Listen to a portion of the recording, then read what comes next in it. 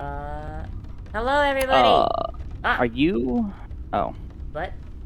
all good. Yeah, I'm good. Was it? What? What? Oh god, everything is broken. Oh god. What broke? Tits broke. That's fun. Oh, Yeah. Alright. Alright. Well, I guess today is the day of, technical difficulties. That's just how it be. fitting that Uh, it happens when you play with me. yeah. Yeah, I mean, hey, that's fine. That's... They don't. My nickname isn't Bug Catcher Neko for nothing. This is for... Shut the fuck up, Mifa. I will bite you. I break every game I touch without even trying. You ever softlocked Genshin? I softlocked Genshin in the first 30 seconds. I softlocked Genshin by, telling the game what the, age of consent was. Wow. Ba-da-ba-ba-da-ba. I'm sorry. It's just every time I That's a hear something burn. from Genshin now, it's like... I don't play hey, it anymore. I only yeah, played it for like 2 weeks at launch, but like during yeah. the intro sequence where it's like literally just copying Breath of the Wild, it's just I... like I softlocked it. Oh, boy. I played it once on stream. I had, like, a thing. It was like, okay, every, like, $5 y'all donate, I'll put, like, 2 towards Primogems, right? And then I got all the characters I wanted, and I was like, okay, so what's next? Oh, you have to grind for the story. And I was like, no, I don't. And then the next thing I heard, they added, like, 6 more characters, and 5 of them were lollies, and I was like, what the fuck? Like, not like adult women that look like lollies. No, I mean actual fucking children. And in the waifu Only game. only one of them an actual kid, isn't it? Isn't it only Klee? Klee is a kid. Chi-Chi is a kid, but she's a zombie, so I don't know how that works. Isn't the bartender one a kid, which is just weird? Diona? No, she drinks. To be fair, the game is made in China. I don't know what their laws are.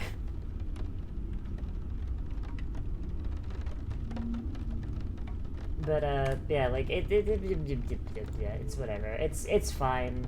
It's fine. I don't play it. You don't play it. Fuck it. Who cares? Yeah, I only play one gacha game, and that's Azure Lane. Welcome, by the way, from my lolly squad. Yes. Oh yeah, that was the last thing I fucking did before Genshin. I made the ultimate squad. I got the 3 lollies that existed at the time. And then I got that, one fire girl with the guitar, and I made the babysitter squad.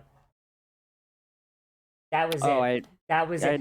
That was the last thing I did, just for the joke. Hmm? I know the character you're talking about. I wanted that character, but I had stopped playing by that point, so... Yeah. But hi RPX, hi Zeno, hi, Shooty.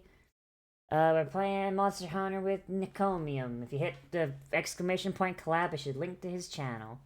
I just realized I'm a dog now, and you're a cat, so literally it's a cat dog stream. Literally. Hell yeah. Am I hosting the lobby, or are you? I'm still logging in, so if you want to host it, go for it. Okay.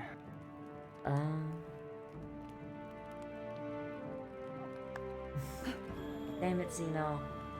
What's wrong with you? Yeah, so I haven't even been able to start. The last time I fucking played, someone told me, oh yeah, you get a monster rank, 100. Fucking just, you can make your weapons look like any other weapons. I'm like, oh man, I really want to use the Almudron weapons, but they're ass. Yeah, and sadly that is not true. I got fucking absolute capped by my fucking stream. The only thing about that is true, that it applies for one weapon type only, and that was the rampage weapons, and those are now defunct in Sunbreak, so it doesn't matter. Oh, like they're just garbage, or they don't get upgrades. Oh my god! Wait, they just cut that fucking tree off? Yeah, it's done. Yeah, no one liked rampages, so they stopped it. Oh hey, this main thrust, this brand new mode we put in for this game, no one fucking likes it, so we're cutting it out the DLC. I mean, I didn't hate rampages, but they definitely... I didn't hate them either, but I would have preferred something else. Honestly, I would have preferred, like, an actual, monster attacking the village. Like, not like, That oh would've- yes, yeah. here is like a pathway to the village we've cleared out just to fight monsters in. No, I want like fucking monsters out and out, kaiju attacking the village. Hi, Ida. Like, that would have been cool. Like, imagine you just get, like, this fucking Kagero asshole. Like, he just turns his wagon around. There's just a fucking Gatling gun poking out the back. Like, that Red Dead Redemption 2 mission. Or, wait, that was in Red Dead 1. Which mission? Oh, fucking, remember Nigel West Dickens? Like, Yeah. You're, like, driving away from... I don't know, you're doing something. I don't remember what you're doing. But then Nigel West Dickens rolls up with his wagon that's full of snake oil, and he just flips open the back, and there's just a fucking Gatling gun back there. Oh, that's when. Or isn't that when you're leaving the fort, whatever the fort's name is? Oh, when you're running from Bill's gang? I think so. Yeah, I think that is that, actually, yeah. On a scale of Surprised I remember that. I mean, it's a good fucking mission. Like, I honestly, like, with how cowardly Wes Dickens is, the fact that he fucking packs heat like that, holy shit. This is new. Avatar's gonna get, I'm getting used to. I mean, there is the 2D one. Actually, I don't know if you were there for the 2D one, because I only really had it for like a month, but, I mean, I like it. It definitely stands out a lot more than being another fucking goblin, because god. So you know how many more goblins have re-debuted since I re-debuted? A lot. About 50, I counted. Because they all join the Goblin Community Discord, and I keep track of when a new goblin joins and debuts. It's been 50. It has been a month and another 50 joined. Like, holy shit. I'm not saying I got while the getting was good, but holy shit. At least you're not a cat. There's millions of us. Oh yeah, no, but I mean, at very least, people like cat girls. Like, I'm playing this cat girl shit on hard mode. I'm a dog girl, and I'm more dog than girl at this point. I'm both. I'm neither cat girl nor cat boy. I'm both. Schrodinger's cat boy. Schrodinger's cat boy is great. I sent you the lobby password when you're in, by the way.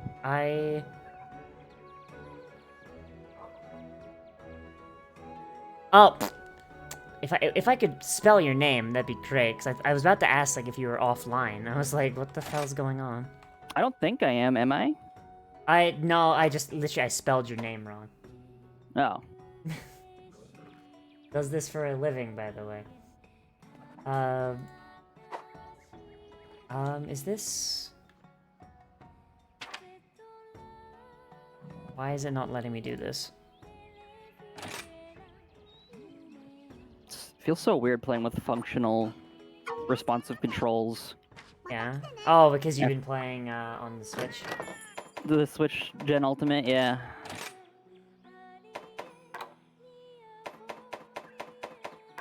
I'm going from being stuck on the ground to literally flying through the sky. Alright,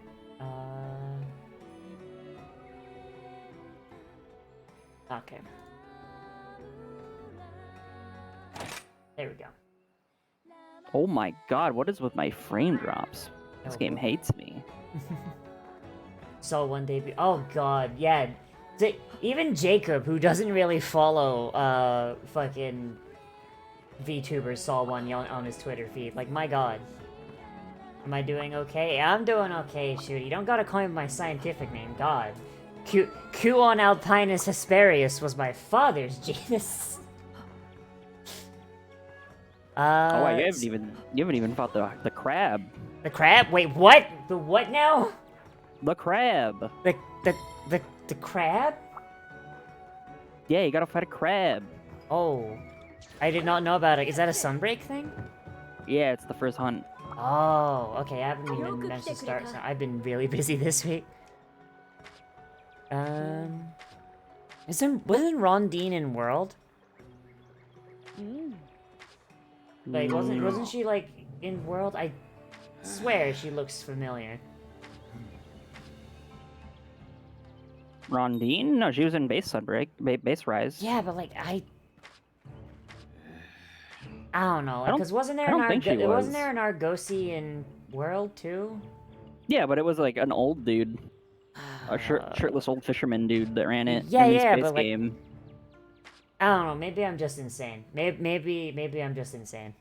And then I don't even remember what the Argosy is in Iceborne. It's her sister, Florian. You know what, Jacob? I'm gonna trust you because I don't. My memory is garbage for that shit. Okay, I gotta kill the. Oh my god, you weren't kidding. That is just a fucking crab.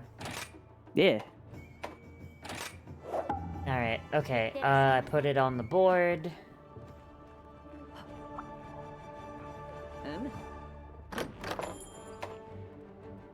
Holy shit, the fucking theme song just kicked in. And now it's gone because I'm eating dango. Damn.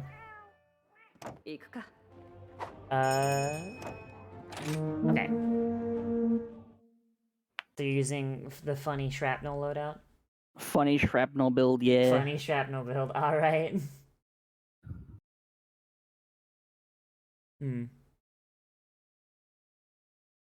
I've never been so happy to have bad taste in theme. What do you mean bad taste in theme? Oh, you mean because your VTuber thing, you're like a priest or whatever? A long loading screen. Yeah. I don't know, maybe it's... I'm scared. Oh, jeez. Yeah, it seems like with VTubers, a lot of, like, the thing is, like, people with, like, the weird gimmicks are the ones taking off now, because it seems like most of, like, the easy gimmicks have just been completely fucking dried up.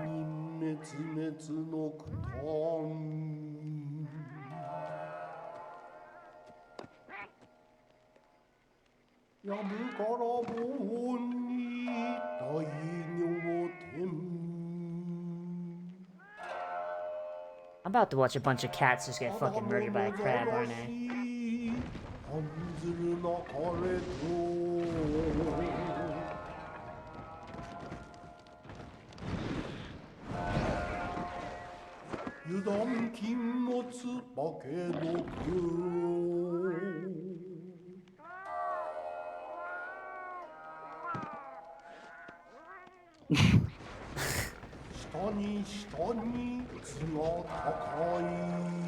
Oh my god, it's just a hermit crab. Holy shit. Yeah, it's a big crab. It's just a giant hermit crab that just wears animal bones? Is that it? Yeah. Oh my god, that's so dumb. I love it.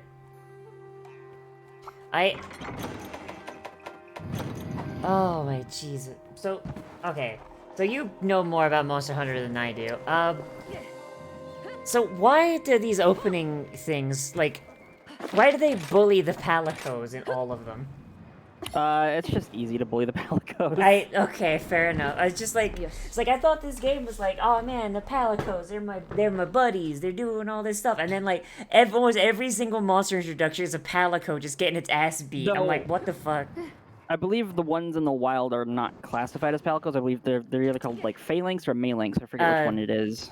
It said felines in the subtitles, but like I don't know if that's just the like if palico is just like how we call like a domestic cat a cat, but then we have like the species the domestic cats are descended from still exist, but we don't call them cats for some reason. Yeah. Time for crab is indeed time for crab. Time for crab. All right, I've been fighting this thing in Gen Ultimate. I'm not used to its moveset in this game. Oh gee. All right. Okay. Water blight. All right. Cool. The big gimmick looks like me and VTuber Land is act like a valley girl. If you want to be a basic bitch, yeah. Now the real one is to just not have a model at all and just be butt naked humping an inflatable banana. That's the current meta. Yeah. So, where did dodge, by the way? Oh. You went underground. I was confused. It got me. Oh, shit! Ow, ow, ow.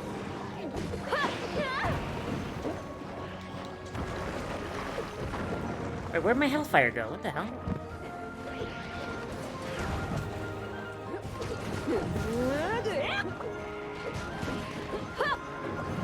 Oh, this thing Oh, is. I looked at chat. This, Ow. this thing is really awkward. Make sure to break the horn. Some Shogun that used to use Shogun Rust Razor. Yeah, I'm not even that far. I'm only at Village 4, and like on GU, and like he's so different in that game. There's a chat saying to break his horn. It's like, is this skull something I'm supposed to? We're like it's supposed to be important. This one you can't break this one. Oh, is that like there's like the high rank one you gotta do? There's a different crab that you can break its shell. And it's got a surprise underneath its broken shell. Oh god. Yeah. Good grief, he's naked! Oh god, how do I do this again? Oh yeah, it's this button. Damn. You've been playing the older games so much, you forgot how to fucking monster tame.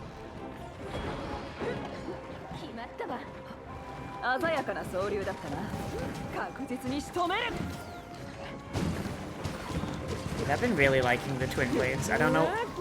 Like, I really didn't vibe with them in Monster Hunter World. I don't know what it is, but I really like them here.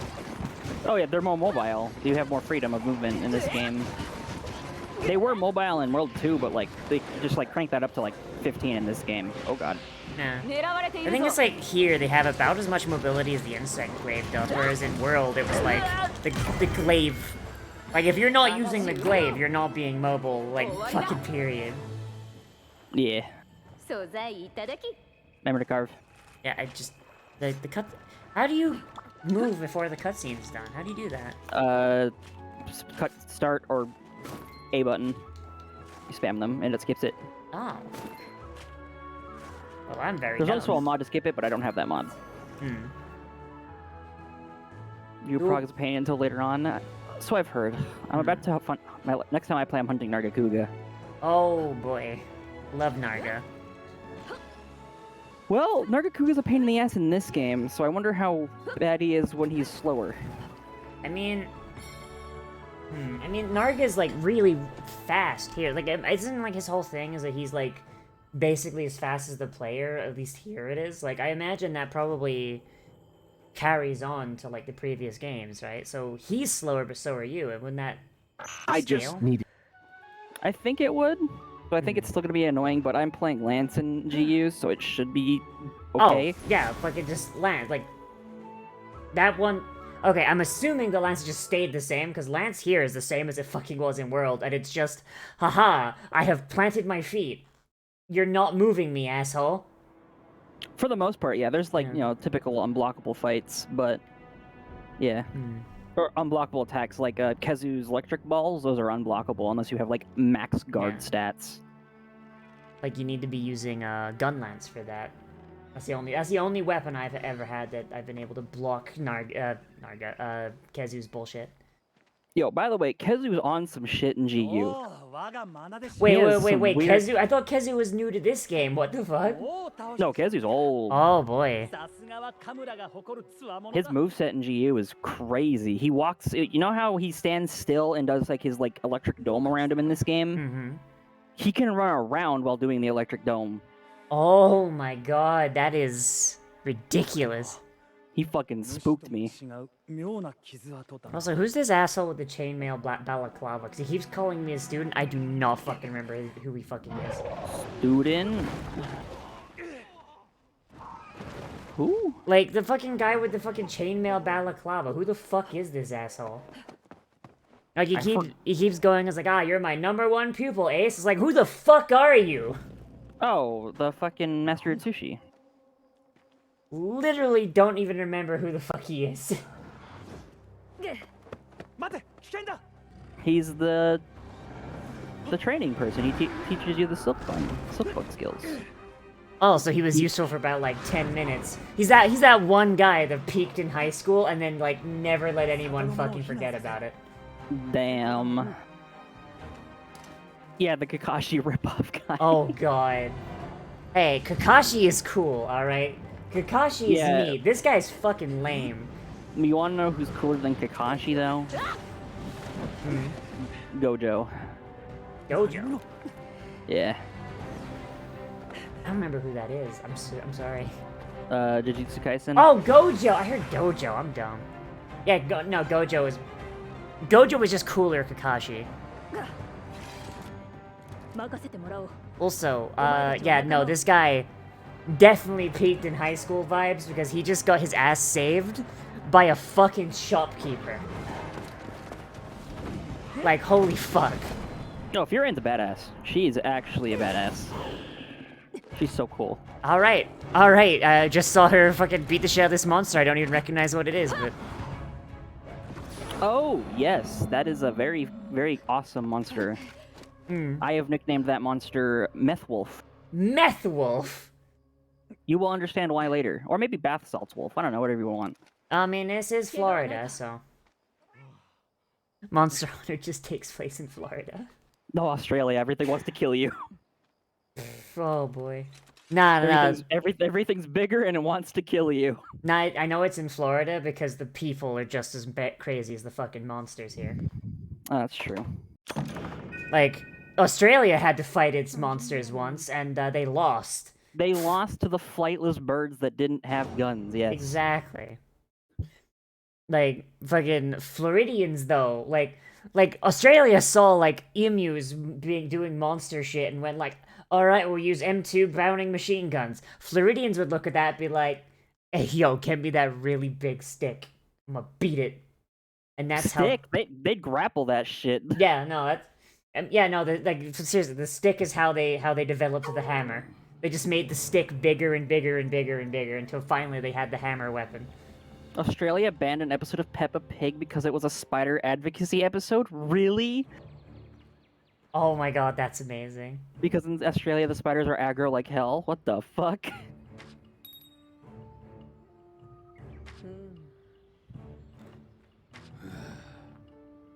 The crater.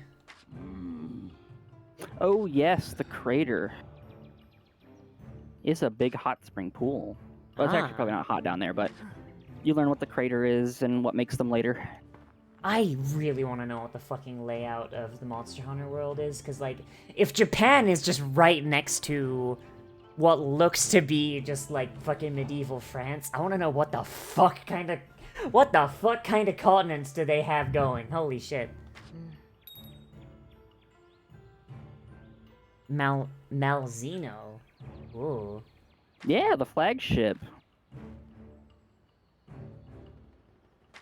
Is he gonna give us a test of our reflexes? No, this one... Actually, he does, actually. Hey! He does... Yeah.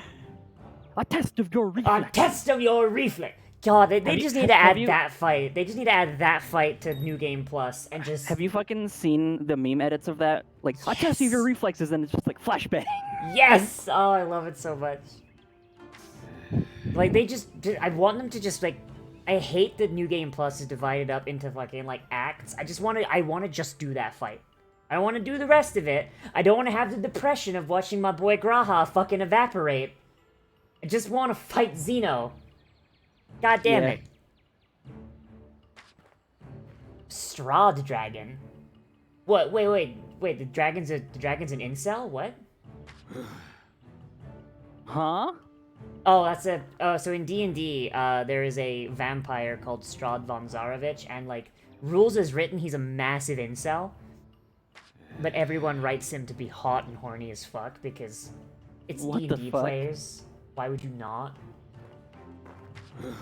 So, I mean, I guess. So the problem is... Wait, hold on. Side tangent. Didn't, like, the D&D guys get in trouble, like, the creators getting, like, or, like, supposed people were upset at them for something recently? A couple days ago or something? Yes, and the main issue is that the people writing... So the people making D&D 1 and doing the rules are not the people that are writing the, new mechanics. So I imagine it's probably, like, a B team working on, like, story and new characters and everything, because I imagine for the mechanics people, it's all hands on deck, because they're making up that new edition, D&D 1. So there's I heard it was like a race, like I'm just laying out the groundwork. So a new race came out for Spelljammer, which is what I imagine the B team is working on. And it is a race of monkey people. Yeah, the monkey bats, yeah. And they looked cool as fuck. I saw the designs. And they their history sick. is just the African slave trade. Mm. And they also have a lot of African iconography, African naming systems. Basically, they put black people in D&D, made them slaves, and then made them monkeys. Interesting. You can see why that's a problem. I mean, I definitely can, but I mean, their designs were cool as shit, though. Yeah, their designs are really cool. Like, having, like, I think, like, D&D, the main thing that D&D is missing is a lot of, like, native African iconography. Because, like, they have, like, equivalents of every single fucking race except for... And by race, I do mean, like, groups of ethnicities, sorry. They do have representation for every ethnicity, basically, except for Africa. And that's because Africa is, like, so different. And that's part of the issue with the Hadozi, is that they are specifically African slave trade Africa, where basically Africa as seen by white people. So that's what got them in trouble, because it came across as really, really racist. Ah, I see. Yeah. I'm hoping they redo the Hadozi.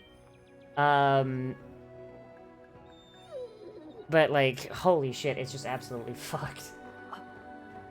How's our favorite run? I'm not a runner, I'm a fixer, thank you. You're the runners. Now go blow up that Arasaka plant, bitch. Oh, I gotta go... why did I go to the hub? I just instinctively went to the fucking hub. Where's... There she is. Does the crab have any armor? Yes. What's the crab armor? I don't think it lets you... Oh, wait, no, that was the high... Yes, no, I think he has a high rank one. He's the only Sunbreak monster to have a high rank set, I believe. It's not the Kaiser outfit, no.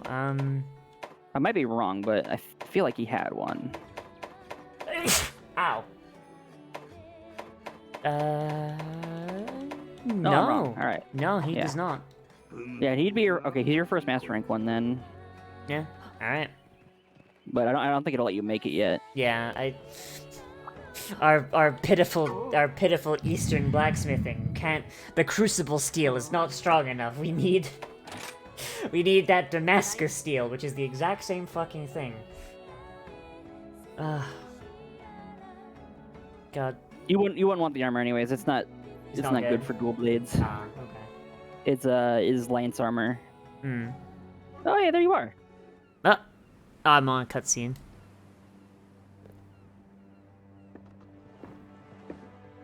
God, I look so out of place with my stupid fucking cyber catgirl hoodie. It's great.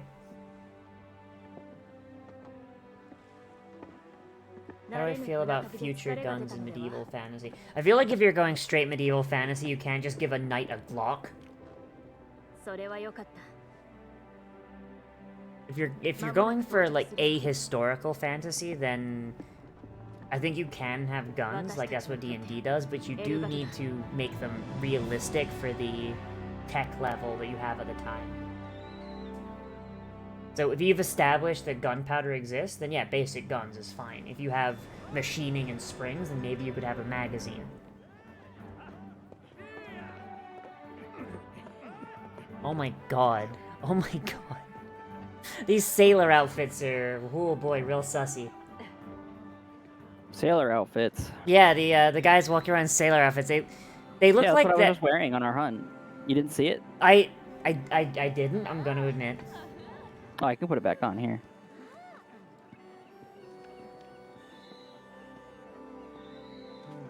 Though I have a slightly modified version. Hmm. In some animes, they did just that. For example, Gate. Do not use Gate as an example of a good anime. Holy shit. There's a reason why it's code word for shit posting in my goddamn Discord. I thought Gate was received as alright. I never finished it. It's not very good. Gate gets weird. It goes from... I think I stopped when Mercury showed up. But good, that's like about when the good stuff starts. Good stuff stops, even. it starts as a show that's like, oh, we have to defend ourselves from weird fantasy bullshit coming in, and then turns into Japan can conquer an entire fantasy world by ourselves. Look at how strong the EDF is. Please sign up to the EDF, and also please get married and have children. There's an entire subplot where the soldiers are talking about how they want to fuck cat girls, and then there's another one where it's like, no, you should marry a Japanese woman and have many children. Like, that's literally a fucking scene that happens. Nice. Yeah. Side note, have you seen that video of the Japanese dude running down the street in the middle of the night screaming, "Have sex! Make babies! Have sex!" It's such a good video. Holy shit. Holy shit. Like, I knew things were getting bad over there. I didn't know it was that bad. My god. Also, we were busy talking, but I just want to say, Gallius could get it, though. Gallius, now, you want who can get it? Luchika. She's my favorite. Oh? I haven't seen her yet. Or him, she is to the left of the table you're currently at. Okay. Master rank! Just go to Elgato's people and facilities, your home. Make Kamura's ultimate. Imagine we get back to Kamura because we're the only like hunter worth a shit. We just fucking leveled to the ground. Maybe be strong enough to. Well, I guess we wouldn't be yet. We don't have a fucking black dragon armor yet, but we probably will soon. This lady in the purple? Yep, that's Luchika. Oh damn, she could get it though. She's a gun user, and she goes like crazy psycho mode when she's shooting things with guns, and it's awesome. Nice. Hey, it's not being horny if you say they can get it though. It's just saying that they're attractive, they're aesthetically pleasing. But they could get it though. Best girl is absolutely Hanoa, because she's the only one that returns your kiss if you do the kiss gesture at her. Oh shit. Fuck, I didn't know that. Damn. Oh yeah, you have to serve Sunbreak. There's these things called follower quests and survey quests. You get to hunt with NPCs, and they're actually like crazy OP NPCs. Like their AI is actually smart as fuck. Ah. And if you on one of those quests, if you blow a kiss at Hanoa, she blows one back. Huh. See, Jacob knows Luchika could so get it. Oh god. Okay, Neko, I apologize for your ears. Good. I can't find my Discord mute hotkey. Someone redeemed an awoo. Okay. Let's hear it. For both streams. It actually kind of cut out for the most part on Discord. Okay, good. Yeah, so I did that once as a bit, and then I got bullied into making it a redeem. Ah. I'm very prone to peer pressure. I have yet to succumb to mine. People want me to add an Ara redeem. That was the first redeem I added. Oh shit. I only have 2 redeems that I don't like doing, and they're both exceedingly expensive. One's 100k and one's 300k. Oh, what are they? I say Nya in like my most like cat girl feminine voice I can, and then the more expensive one, that was the 100k one. The more expensive one is I say like a whole line from like Nekopara. Oh my god, that's amazing. No one's redeemed that one yet. Oh boy, I have Ara. By the way, Ara, because of course we mentioned it, so they redeemed it. Someone redeemed it. Yeah, there you go. Good. But that's how the world works. Yeah. Mention it, they do it. Yeah. I added the dog equivalent of Nya, where it's just one, and it's literally just I just do it like fucking girl DM does Nya, where it's just like, hey, what are you talking about, one? Like, not even like going in it for like the one. Like, no, it's just like, what are you talking about, one? It's like a fucking anime girl vocal tick. The dog girl from Overlord. Yeah, that's actually what inspired it, actually, because we were watching it, and chat basically went, well, why don't you do that? And I was like, fuck you. Yo, I can't wait for the season finale, by the way. Oh, I have the novels on my fucking Audible, and I am actively not listening to them, just so I can, like, don't accidentally spoil myself. Because, like, the most recent episodes are, oof, they're good. People have been hyping, People have been hyping Negredo up for me for literally half a decade. Oh yeah, ooh, yeah. Yeah, she's interesting. Yeah. Like literally I wasn't even a VTuber yet when I started watching Overlord with chat, and it was just like it's just like every time Albedo was on screen, it's like, oh man, I wonder when we're gonna see Negredo. Oh geez, oh fuck, and it's like, who the fuck is this? And now, like fucking 7 years later, because I think the show first came in like 2015. Finally have my answer. No, yeah, no, 2015 was season 1, and then yeah. God. Yeah.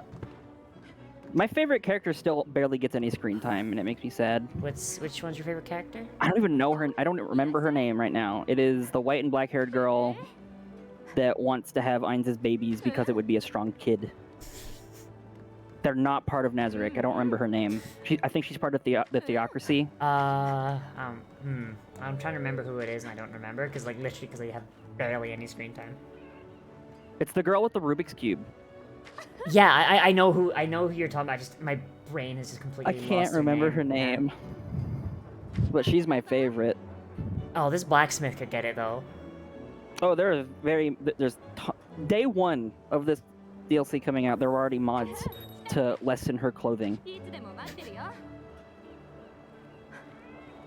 Like they really, as they were just making this expansion, they were just like, all right. So we have a lot of people that can't really get it though in Camera. We're gonna make everybody in Elgato as hot as we can fucking do. Okay. Forge armor. Camera Legacy. Oh boy. God, what armor are you wearing? Oh my god! The crab outfit makes pigtails. Yeah. Oh my god! Oh my god! That's just a gun armor. Oh my god!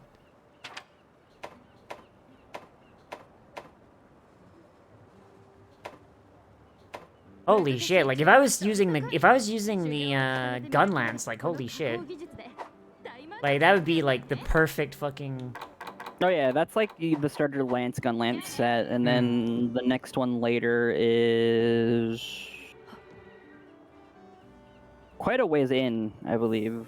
Alright.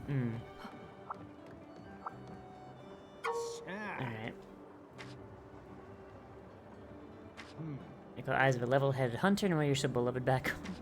Oh boy.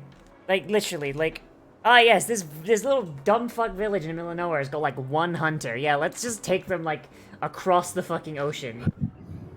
I sure hope there's like no more fucking Apexes left. I sure hope they've done every fucking Apex quest. I've done 2. They're gonna get murdered by fucking Apex Arzuros when well I'm out.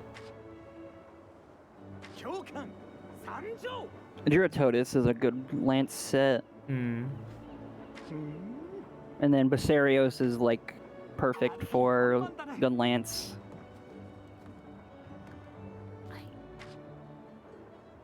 God. Like the fucking difference in these character models. Oh my god. Yeah, it's nice. Like holy shit. Like they probably should have given Itsushi just a little bit of an upgrade in the visuals there, cuz holy fuck, it looks like so this guy here, the black guy with the dreads, right? He's basically Itsushi's replacement for Sunbreak, I assume. No. No? No. Because Itsushi is still around in Sunbreak, so okay. don't you worry about that. Okay, because he's the arena master, so I figure. Because I know Itsushi handles the arena as well. I guess the replacement for Itsushi is Master Arlo. Yeah. So I mean, it's just kind of funny because it's just like this framing they've got here. It's literally just Daniel, the cooler Daniel. Yeah. Jahari, I believe it was his name. Bahari. He's a scientist. A brilliant scientist. He's a cool scientist, though. Ah.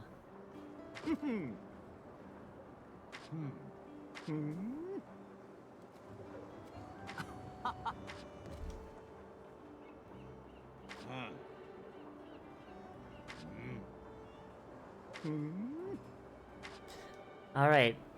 So we've taken this boat for however many days, all the way out here. And now it's just like, alright.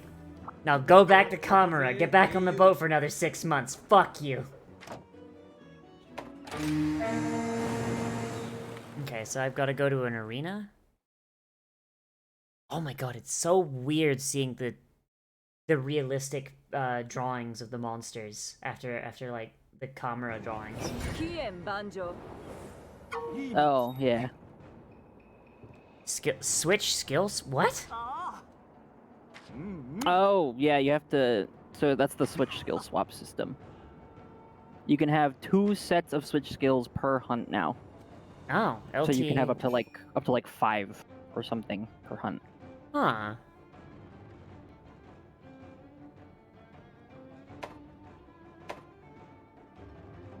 Yeah, you can have like two on your red scroll and 2 on your blue scroll, and then you have like 1 extra new one on each one.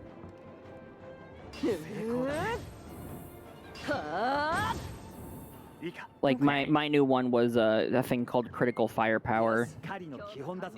Increases my gun damage, but like makes my guns unwieldy to use, so you have to pump way more stuff into like recoil control and extra stats there to even use it.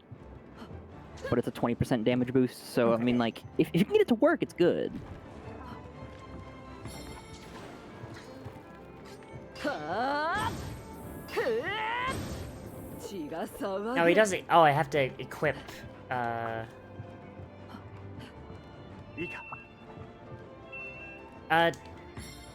Okay, well, he didn't let me equip another switch skill, so I've just got like 2 of the same fucking switch skill. Well, yeah, but they're just showing you how to do it right now. Okay, I wanted to And equip then- another one so I could see what I it looked just like. needed you to know. You can if you go back up to the top, Oh. and then there's a door behind you up on the top. That's your camp, your box spot. You can go change them in there. Oh, now he's letting me do it. Okay. I forgot this is a Japanese game, and their tutorials really love to stop you from going ahead. Switch skills. Okay. They sure do. They're always like, no, stop. You haven't been taught this yet. Stop. No, you No, don't no, get to play the game." guys, come on, I can figure it out. And still, they do it even less in Monster Hunter games, because like Monster Hunter games are usually just, especially like Gen Ultimate, they're literally, all right, you're here, go hunt. Good luck. Learn on the way. Bye. Hmm.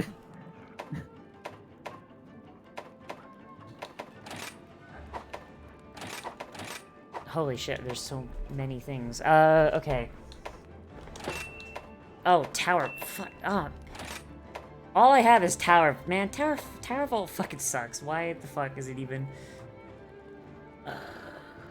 This attack allows you to attack while evading.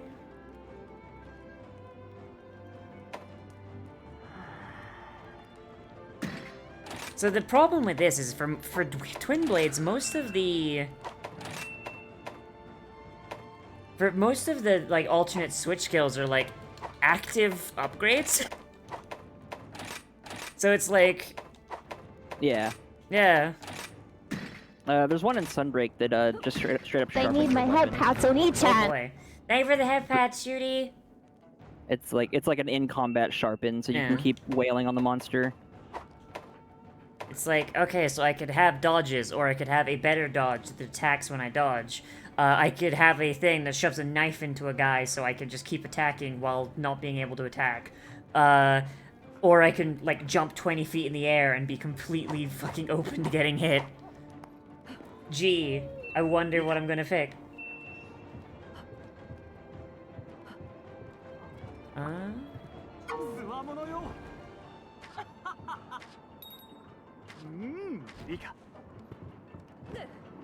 Okay, so I did get one new skill, but it literally feels like an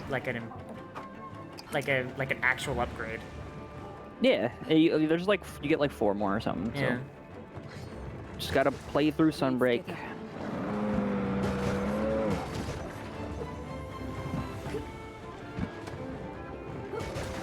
Oh, I forgot this is where your room is in Sunbreak. I've never actually came in here.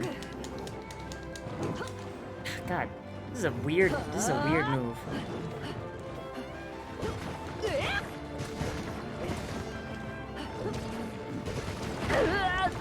Wait, is it only after a B attack?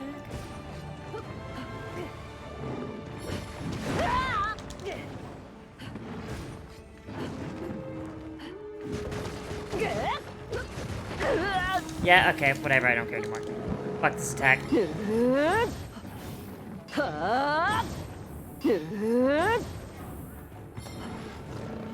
I imagine for Insect Glaive, this is actually a really good thing, because Insect Glaive has like a bunch of side grids. But man, Dual Blade, not so much. Yeah. By the way, you don't have to kill that monster, you can just click leave quest. Oh. Okay, because I was doing the switches and it wasn't like saying I'd done it. Yeah, you can just go to your quests and then click return from quest. Okay, I see. Yeah, just Master Sushi's like, Ace, you left that bear down there. Oh yeah, no, Sushi, you got it right. He's just tugging at his fucking stupid chainmail balaclava. That bear thing was just vibing. Shit, Van, you're right. Maybe I am the villain. Rolling up in my mechanical fursuit. Oh, I forgot they added a new event quest. I need to do it. Oh, shit, do you want to do that now? Or is this something that I'm too low level for? You can't do it, yeah. Okay. If we get to the point of being able to do it, we should. Okay. I think it gives layered armor. Let me check. Oh. Yeah, an outfit that rivals the elegance of my own. Princess Cheech. Okay, when I saw Princess and it panned over to, like, the little neat girl, like, holy shit. This girl looks like she should just be, like, sitting in a dark room playing PlayStation. What the fuck? Hey, don't be mean to Chiche. She's the best. I mean that in the most, like, endearing form possible. Must protect and head pat Chiche. Yeah. Yeah, head pat her, buy her PlayStation. Bet some blackout curtains.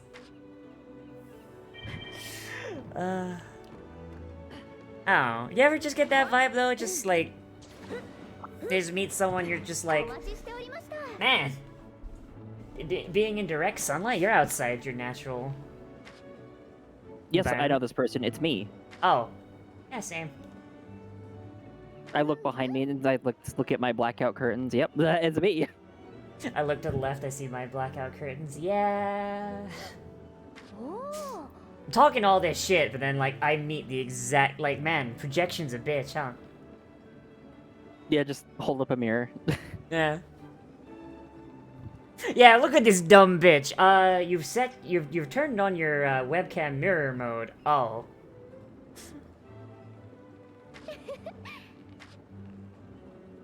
The hunting, yeah, they're doing the cert stuff, so they have to talk to a lot of NPCs. Yeah, I'm very sorry. He's alright. Okay, Lunagoron, Garangolm, and Malzeno.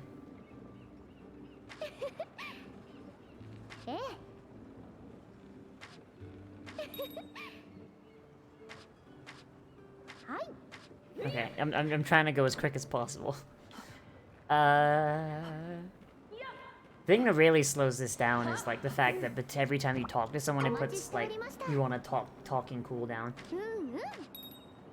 Well, it's because it's auto-saving. Every time you interact with an NPC, it auto-saves, and I assume that's a countermeasure for possible duplication glitches. Yeah. But it's still annoying. Okay. What quests do I need to do? Okay, I just need to do the. Okay.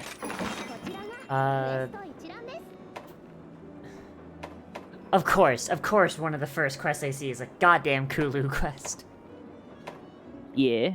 At what point do we start seeing, like, new monsters? Let me come check. Like, it's like I'm seeing, like, Kulu, Ludroth, Arzuros, like, where's the new shit?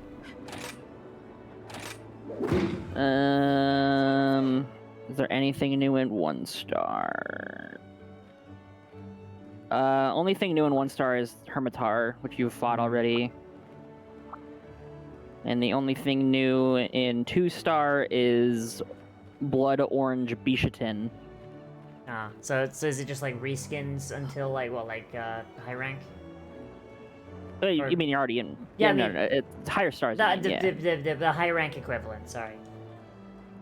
Kinda, yeah, but like Blood Orange Bishatin is like not quite a reskin. It's quite basically a different monster. It just looks the same. Okay. 3 star though, that's where you get Garen Golem, Shogun Seonatar, Aurora Somnicanth. What else we got in here? I didn't come up with books over. I mean, Van, finding a series after it's finished is both a blessing and a curse. Because I mean, yeah, like you know it's going to be good or bad, but also like you kind of miss out on the hype. You know what I mean? Like, imagine like being like, okay, actually no, because it's something I've actually seen people experience. I knew kids growing up that loved Harry Potter, and it took them through like a really tough time. And then they grew up, and the author of those books that helped them like go through everything turned out to be the biggest piece of shit on the planet. So now there are kids who could probably really use that exact same thing, but they can't read it because now that the series is over, they know that it's written by an actual fucking demon. So it's basically made things worse. Like, that's one of those examples where it's just like, it's better to read a series when it's current, just in case the author turns out to be the devil. Where's the oven? I don't actually know where Over here. Oh. So it was everywhere except where I was looking. Yeah. But so it's mostly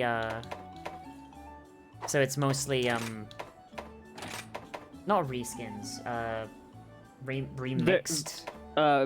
Subspecies. Okay. Yeah, sorry I went off on a tangent there. Just Oh, you're all good. my chat It's only only goes subspecies for the most part, and then there's 1 variant. Yeah. But you will not be reaching the variant for some time. He is Okay. MR 100. I just God. needed you to know. I love you. Oh, I love you too, Nam.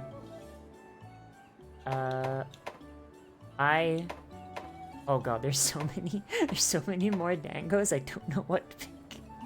And then you also have the hop up skewer now as Yeah, well. yeah, what does that do? What does a hopping skewer do? So basically, starting from the top, if the one on the top of the dango list, like on your dango stick, that will get the highest boosting effect. Mm-hmm. So that has the chance to activate at a level 4. So the boost, the normal boost is like amplified X amount of times. So it's like way better. Okay. And then the middle one can only go up to level 3, and the bottom one can only be level 1 and has like a low chance of proccing. They all have different proc chances depending on what dango it is, because some are better than others.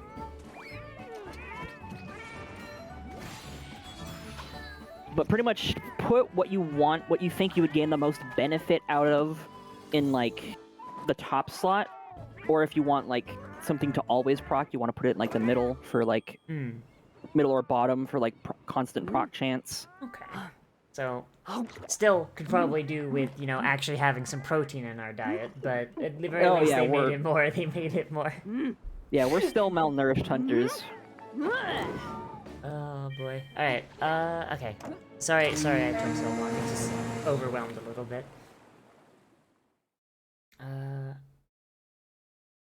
And Van, the difference between Lovecraft and J.K. Rowling is that Lovecraft is a person that you can actually track him becoming a better person over time. So like Lovecraft is still good because while the series was while his shit was ongoing, he was kind of a racist piece of shit. But then as they went on, he got better and better and better of a person. Wasn't his cat named something horrible? It was named that by his dad. it was named that by his dad, and he kept the cat. And so Lovecraft is like one of those people that's like raised in like a really racist household, and then they're racist until like the moment they meet a black person. Like, you know the kind of person I'm talking about, right? Yeah. Yeah, like Lovecraft was one of those, but the problem is he wrote like a lot of his most popular work before he kind of hit that point. Like, yeah, like so. Oh, hey, I'll show you where the sub camp is. Oh, oh shit! Right, subcamps. I forgot those were a thing. Yeah. Yeah. Yeah, I'm not gonna defend Lovecraft because I mean the man's dead. He can defend himself. But yeah, it's one of those things. Just.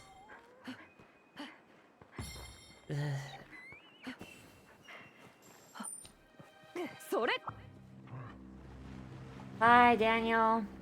Happen to like the tangents you go? See, the problem is, Shooty, is if I was just doing this alone, I'd be a lot less, socially anxious about it. But the fact that I've got Neko here, and Neko's stream can hear us as well. And then run back through here is the camp. Okay. I'm stuck on the wall, help! So how do you... Okay, so I actually run into this a lot. In, like, hallways like this, which aren't very common, I get stuck on the wall until I run out of stamina. Is there, like, a button to just drop off the wall, or... Stop moving. Oh. You just, like, stop pressing, like, directional buttons, you'll hop off the wall. Alright. I guess I was just, like, panic pressing. Yeah. Alright, time to kill Kulu. Again. Yeah, like, if I'm going too long in the game, please tell me to shut up. I'm just vibing, I'm here. Yeah. I have a bet. If my chat asks me about something historical, I literally can and will just keep going on about it, and I know it gets annoying.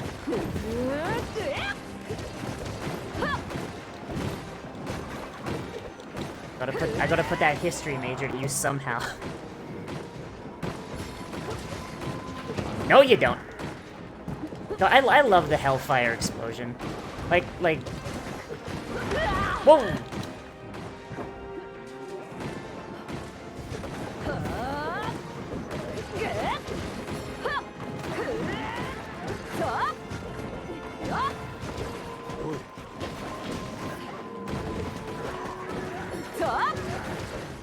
Spear squid.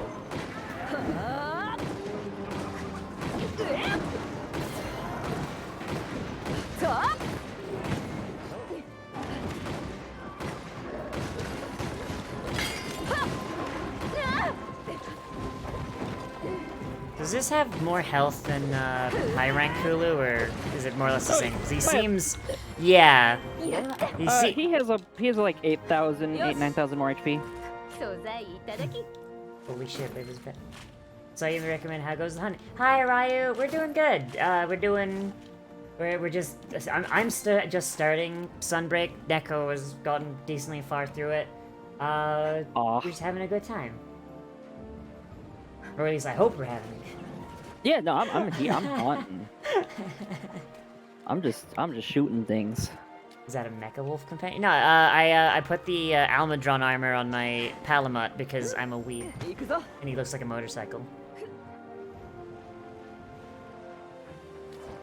I don't have a dog, I'm part of Cat Gang. Yeah. I run everywhere. Generally I go Cat Gang when I'm hunting solo, but like, whenever I'm playing online, it's everyone has a Palamut, and I'm just like...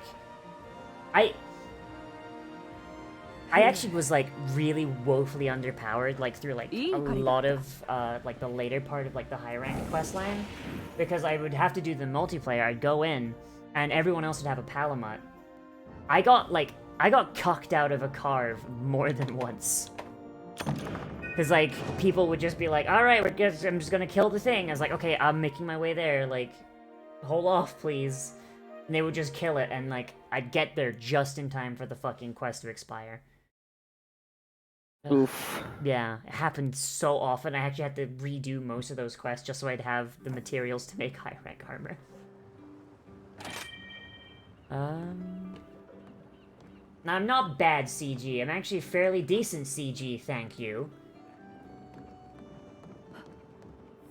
See, I can even move my little hands, even though it's not perfect because. Wait, did you find the baby owl?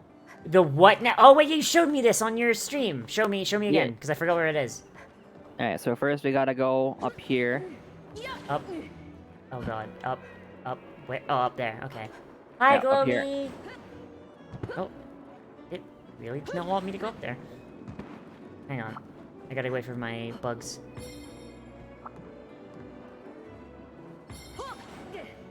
There we go. Alright, and here's the nest for Okay. when it's you need just full to of gather it's up just requests. full of shit. Oh my god. Yeah. And then you go from here over to here.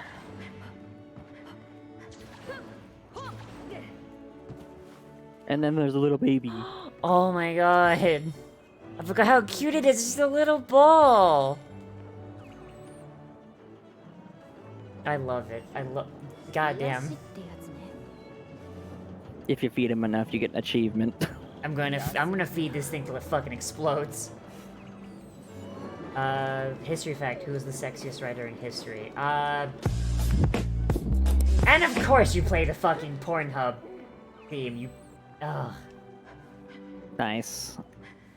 Good timing. So, I mean, objectively, it's Hemingway. Really? He is the only... Okay. Think about it. That man got more of anything than any other writer in fucking history. Man got more pussy than Oscar Wilde got dick, and that's saying something. So I think objectively that puts him in the lead on that one. Did he get more pussy than Edgar Allan Poe wanted to die? I mean, that's just infinity. So, yes, actually. Like, okay, so Hemingway, unironically, got in trouble from his publishers. Because they would give him a deadline, and they would say, hey, go here for research if you need it, like, get away from home because you're just gonna go to, like, one of your 17 girlfriends, fuck your brains out, do drugs, and forget to write. He'd go to where they told him to, and then he would just find more drugs and pussy. So eventually they just stopped giving him deadlines, and he wrote the best shit ever. So that for... Yeah, Globies, because fucking people ask really weird historical questions. I will say, though, like, if we're talking appearance-wise, there's not a lot of good-looking authors in history, actually. Like... You know, not really. Yeah. I'm thinking about it, and like, no, there's not much. Except the gay ones. Like, you ever seen, like, a picture of, like, Oscar Wilde? Like, man, guy could get it, though. No. Here, let me pull up my phone. Like, if I'm thinking of the right picture, like, man could fucking get it, though. Like, he had kind of, like, a dorky haircut, but, like, shit, you know, that's like 1 point off, you know? Yeah, Hemingway married, cheated, divorced, married the other woman, cheated on her, divorced her, married that other woman, cheated on her with his first wife. Like... Wait. You think Oscar Wilde? Really? Okay, if it's the picture I'm thinking of, that man could get it, though. Oh, no, I'm looking at this man, and I'm thinking he's great value Snape from Harry Potter. Okay, I think you might be looking at, like, an old... Like a picture of him when he was older. Hang on, let me see if I can find the picture that I always see of him.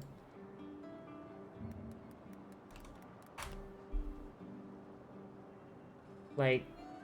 Yeah, I think I see the picture you're seeing. Yeah, no, like, that's... The man did not age well, but also he did a lot of drugs. Fuck, there's like one picture of him. And it's like...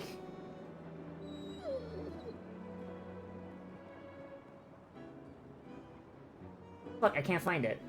Can't find... The only picture that I'm finding are like ones of... So there's a picture of him that's really famous of him sitting in a fur coat with the cane. I don't know if that's the one you're seeing. And like... Fur coat with the cane. That one? Wait, hold on. It's not the most flattering picture of him ever, because it makes his face look really long, but like, man's got some fucking swagger in that one. Oh, hold on. There's another picture that I've seen of him when he was younger, and like... This picture? Yeah, like... He's got like a swagger on that one. Like, his face is really fucking long, and his haircut, he needs a fucking haircut. But like, I don't know, I think like the picture I've seen, I can't fucking find it, which is really bugging me. Like, he had his hair done nicer, and his face didn't look as long. You know, he's got like a bad case of long face. You know? Yeah. Yeah. Like, he's not a 10. He's not a 10. But like, if we compare him to like other famous authors, you know, like, if the only thing you had to pick from was famous authors throughout history, like, he's definitely, like, up there, you know? Because, like... Yeah, I can agree to that. Yeah. Like, because if we lump him, if we say, like, objectively compared to, like, everyone on Earth, he's like a 6, like, maybe a 7 if I'm being generous, right? But if we compare to authors, though, A sec. I can like people aesthetically, Mifa, you sack of shit. Okay, alright, so there's the jungle subcamp quest, cool. Man, that went on a turn, huh?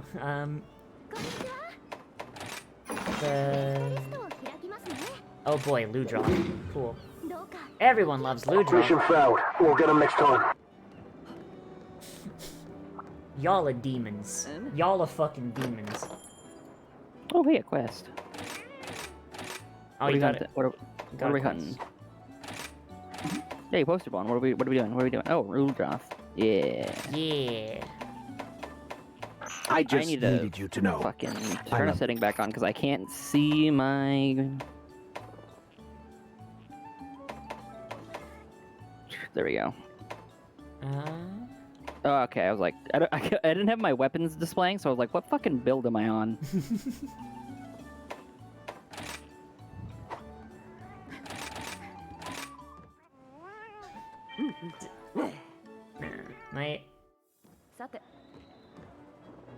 God. Why is it that whenever I'm having a collab, you guys get weird? Y'all Dude, are happens to me with everyone. Y'all are perfectly behaved whenever I'm by myself, but the moment I invite a friend around to hang out, y'all get fucking weird. This is why your dad left. This is why Mom doesn't fucking love you. Have you seen that? I have. I love that one.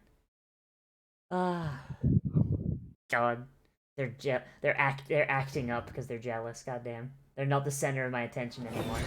Wow. Wow. Yeah. No. Just all right. Chat admits to having a fucking a mom fetish. All right. Cool. God, maybe I shouldn't have the Onesama branding. Maybe I should just make it a fucking mom fetish. Jesus. I swear to God, if any of you redeem Onesama mode, I'm not doing it because my fucking throat hurts.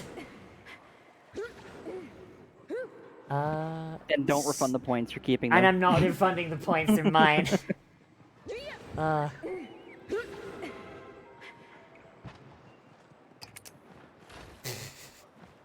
And of course they fucking redeem it. 2 of them do.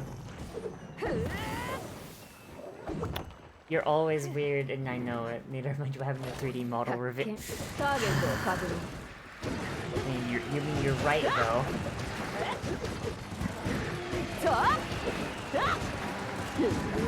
Now, I'm very sorry, Neko's chat. I don't know if anyone's in my chat right now. Honestly, I think people are just lurking. I mean, lurkers are good People too. people like to use my stream as background noise, which I'm perfectly fine with. Oh boy, I've probably made their like lo-fi hip hop to study and relax to real fucking awkward then. Well,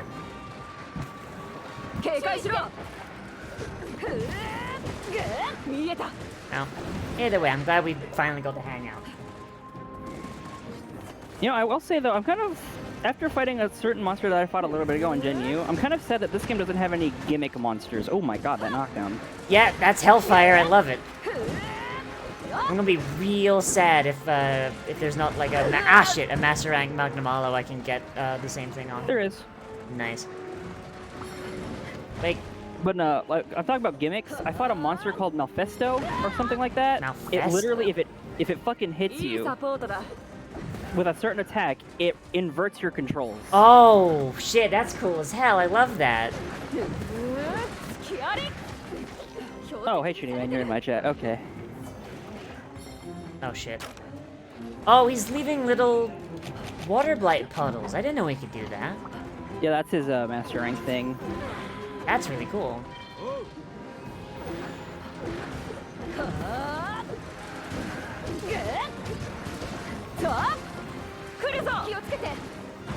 Nope, nope, nope, shit. Fuck that up. Give me the Owu. Alright, Owu coming in. Your Discord settings are saving you. Yeah. Alright, Discord settings are saving my collabs. Let's go. I mean, I wouldn't care, but it's honestly the cutouts are funny because it like cuts in and out mid thing you're doing. It's funny. Awesome. It's kind of like perfectly cut screens. Yeah. Nice. I mean, yeah, I mean, the one thing, I mean, that's good sometimes, and then sometimes, you know, I'll hit the Megalovania button, and it won't work. I love how, like, everyone I know that has a Stream Deck has a fucking You have to have the Megalovania Megalovania button. Oh, God. I have this one that I didn't get for stream. I got it because I had a DM that, like... I had a DM in for Dungeons & Dragons, like, last year. I don't play with him anymore because, you know, I found a DM that wasn't a fucking shitbird. Literally, so, you know, so in D&D, High Elves have an ability to, every long rest, they can switch their biological sex. Like, okay. Yeah, it's like the Blessing of Carlon or whatever. It's been a thing since, like, 3rd edition, right? And the DM said that it goes against his beliefs, so he's banning it. Oh, that's bullshit. What yeah. the fuck? And it was just, and I'm just like, what the fuck?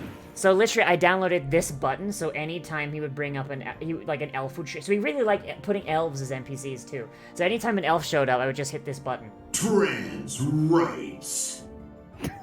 Needless to say, he kicked me from the Discord server after about a month. But nice. I mean, you know what? The guy nothing of value was lost. Yeah. Like apparently the game collapsed like not long after that because most of the people were basically staying because they thought it was funny because he got so flustered. Quirky, don't you call me quirky. Look, if someone's being a piece of shit, I reserve the right to be as passive-aggressive as I fucking want. That's fair. Yeah. Oh. Yeah, I got a bunch of these. I had another DM, I had another DM who would, like, always describe food, and he got really weird about it. So then so whenever we killed something, I would just go... Okay, so how do they taste? Yeah. If he's gonna... Yeah, it's snake, yeah. If like, because he was getting so weird, it's like, oh, you taste the food, the dry, like, I think the guy had a fucking food fetish or something, because, like, anytime we had, like, rations, or like, as little as a ration, or, like, we caught a fish, and we fried it up, he would just go out of his way to just describe the food, and it's, like, bro, you jacking off? Like, what the fuck? So eventually we Man's started. favorite anime is definitely Shokugeki no Soma. And then it's just like and then we just started killing monsters, and it's like, we had a character who was a werewolf, and of course, you know, they're biting things as part of their attacks, because werewolves get a bite as a bonus attack action. Like, and he would go, all right, yeah, you bite the guy. And we were all waiting for him to say, like, what the monster tastes like, and he never did. And it's like, oh, he does have a food fetish, let's fuck with him. So I downloaded that the next session. Yeah, Doesn't want to know what the monsters taste like? Wow, that's Yeah. fucking cool. Damn, bro. Like, there's a lot. I've got a lot of like D&D horror stories. Like I'm a forever DM, so like I don't get to play very often. But when I do, I usually get like a quirked up white boy for a DM. Quirked up white boy failing to bust it down sexual style. Yeah. I've heard some people dislike RPG sex change abilities, partially because they don't portray the long nurtured path of transition. I'm gonna see an actual trans person talk about it. Okay, actual trans person talking about it. Being able to switch, having a character able to switch their gender or sex, like, without, you know, the arduous path of transition, as you put it, it's fucking escapism. If I have a character and I want them to have a quest to be able to switch their fucking gender, because they identify as the other one, let me have it without the character having to go 6,000 platinum in debt to get fucking bottom surgery. Holy shit. Sorry, that one went a little far. Very sorry. What the fuck? Okay, you know what? You're right. Chiche is actually really cute. I like how. Yeah. I like how fucking awesome she is. Yeah, because she's like, okay, I'm not a princess. I am part of the Hunters Guild here. And don't be a princess. Yeah, she's so insecure about it. It's great. She doesn't like being treated like a princess. That's Yeah. I love it. Like, I don't know, I kind of like characters like that, where they're just, like, super fucking insecure. Like, I think that's pretty neat. You know, I'm gonna actually boost the dango for once. Wait, you don't do that every time? No, because I'm dumb. Oh. I keep forgetting. I honestly, like, whenever it's, like... So I thought that it was a limited thing, like the dango tickets. Oh, no, they are not. Yeah. You can farm them. That's how I have like 500. Oh, I see. This is my second stack of 500, I think of. Ah. Yeah. But do you play Dungeons and Dragons or like any tabletop? I've tried it one time, but it didn't really work. Because like Bad group, like or... no, it was just like no one ever had time because like they all had jobs and stuff. Ah. Oh. But while we did get to go, it was fun. I don't remember much of it because it was Yeah. goddamn, it was like 7-8 years ago, but it was definitely fun. Yeah, Because our DM was one of the ones that was like, rule of fun. DM, if it sounds fun, he lets it go. Oh, those are the best ones. Like, Though to get it to happen, you gotta roll real fucking well.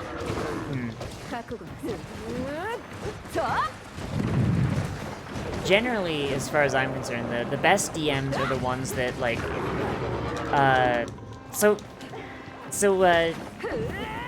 controversial opinion. I think that combat in tabletop games kind of blows, especially in 5e. So, like, I think a DM that's willing to have a quest solved in ways other than violence are generally pretty based.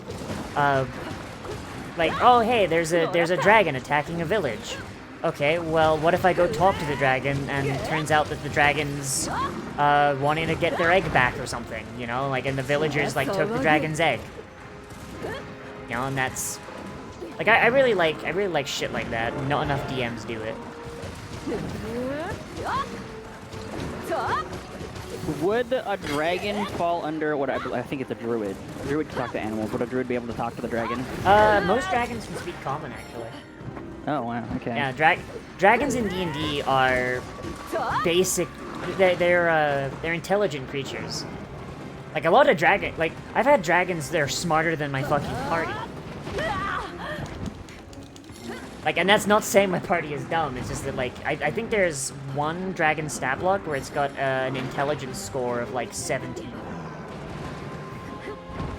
which is like the average intelligence for like the human intelligence is 10. Yeah, I haven't done much with D&D. I think the closest I've ever done to anything D&D that it was great, by the way, was I believe Divinity Original Sin 2 is based around rules of D&D. It's based on its own rule set, but it does take a lot of Inspiration. A lot of inspiration. Yeah. Baldur's Gate 3 uses 5e's rules flat out. Oh shit. So, but also takes. This also made by the same people that did Divinity. So, there's a yeah. I've though I've heard that Baldur's Gate is worse than Divinity, at least from the people who've played Baldur's Gate 3. Baldur's Gate 3. The problem with Baldur's Gate 3 is that it's in early access, so it is very unfinished. Like, it's poorly optimized. Like, so my machine is not insignificant, but like in the starting area, I find it hard to maintain a solid 30 frames a second. Yikes. Yeah, and so like your PC, I think, might have some issue with it unless you really fucked with the settings, because I don't think you can run Apex and your model, right? I mean, I can, but the game kind of like stutters a little bit. Yeah. Yeah, so like if you're getting stutter when you run your model and Baldur's, your model and Apex, then Baldur's by itself would be like a 10 frames a second experience. Most likely. I'd say wait until it's finished, which unfortunately probably means you're gonna have to wait till like 2024, which is annoying. That's fine. Yeah. I'll just be hoping that they had made more for Divinity, because I learned, like, after the fact that, like, my second playthrough, first playthrough was, like, vanilla, second playthrough, we modded the hell out of it. Yeah. And, like, apparently, I didn't know this at the time until someone that stopped in my stream and told me, it was a Kickstarter campaign game. Yeah. And they didn't finish the game by the time they reached the the release date time that they had set on Kickstarter, so they're like, fuck, well, we promised to deliver the game at this time, so it's just gonna cut kind of short. Oh, did you play it before they redid Acts 2 and 3? No, I played them like a year and a half ago. Was that before or after they I'm not gonna lie, the coronavirus has completely blasted my fucking recollection of like the last 3 years. That's fair. I unironically do not remember like what happened when, and going as far back as like 2018. It's like the last like 2 years have just been, ugh.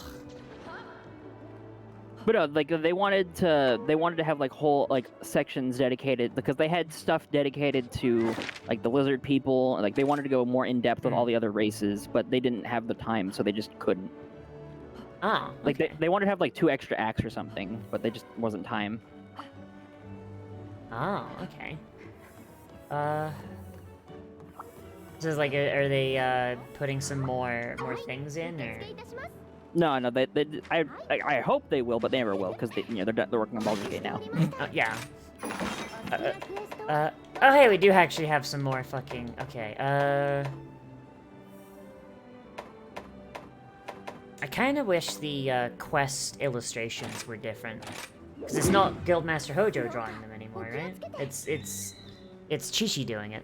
I was hoping it'd be like the different art style that's on the loading screens.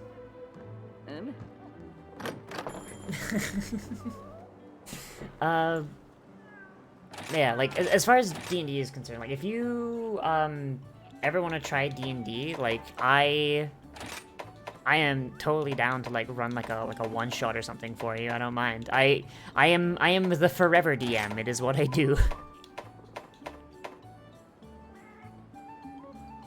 Maybe. There we go. I've changed my layered armor. Yeah. Okay. What do you think of my layered armor? Oh fuck. What is that? That's really cool. Redacted. Oh, spoilers? Okay. I mean, if you played an old, it is a monster from an old game. Okay. I mean, I've only played World and a little bit of you, so I'm a little He yeah. is, to my knowledge, he is in Gen U. Okay, I probably just didn't get to him yet then. He is an elder, so probably not.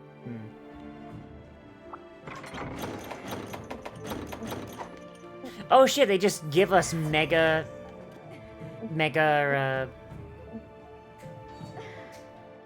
oh god, my brain doesn't want to work. Mega first aid meds. Shit. Yeah, because we're in Master Rank now. You know what? Fair point.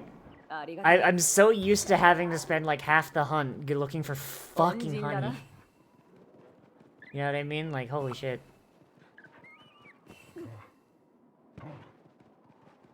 I'm running too many campaigns already. No! Just because I'm running like 4 campaigns doesn't mean I can't run another one-shot at least. God damn it. I don't need sleep. I can spend all night putting together maps. Oh, Jesus! Okay.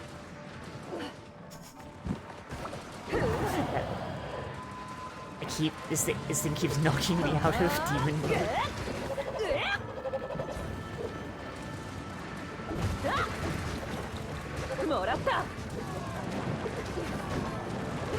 I'm sad True Demon Mode never came back. True Demon Mode? So, there's Demon Mode, and there's currently Archdemon Mode. There used to be, in the MMO, Monster Hunter... Wait, there was a Monster Hunter MMO? It was Japan only, and that's why it failed. Genuinely would have survived if they brought it to the West, but they never did. But it's dead. The game's been turned off for a long time, but there is a group of people that are translating it, and there's a way to host your own custom local server, so you can play the entirety of the game. But in that game, I don't know if it's in any other old ones, but there's a thing called True Demon Hunter. Instead of using your stamina for your big combos, it uses your health. Oh, that's cool. That's really cool. Holy shit.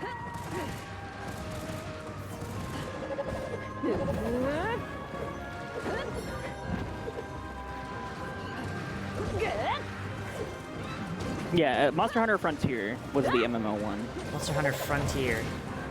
Oh boy, like sounds like they keep trying shit with Monster Hunter, but like just Capcom's management just really drops the ball. Well, I mean, it's Capcom, that's to be expected. Yeah, I suppose you're right there.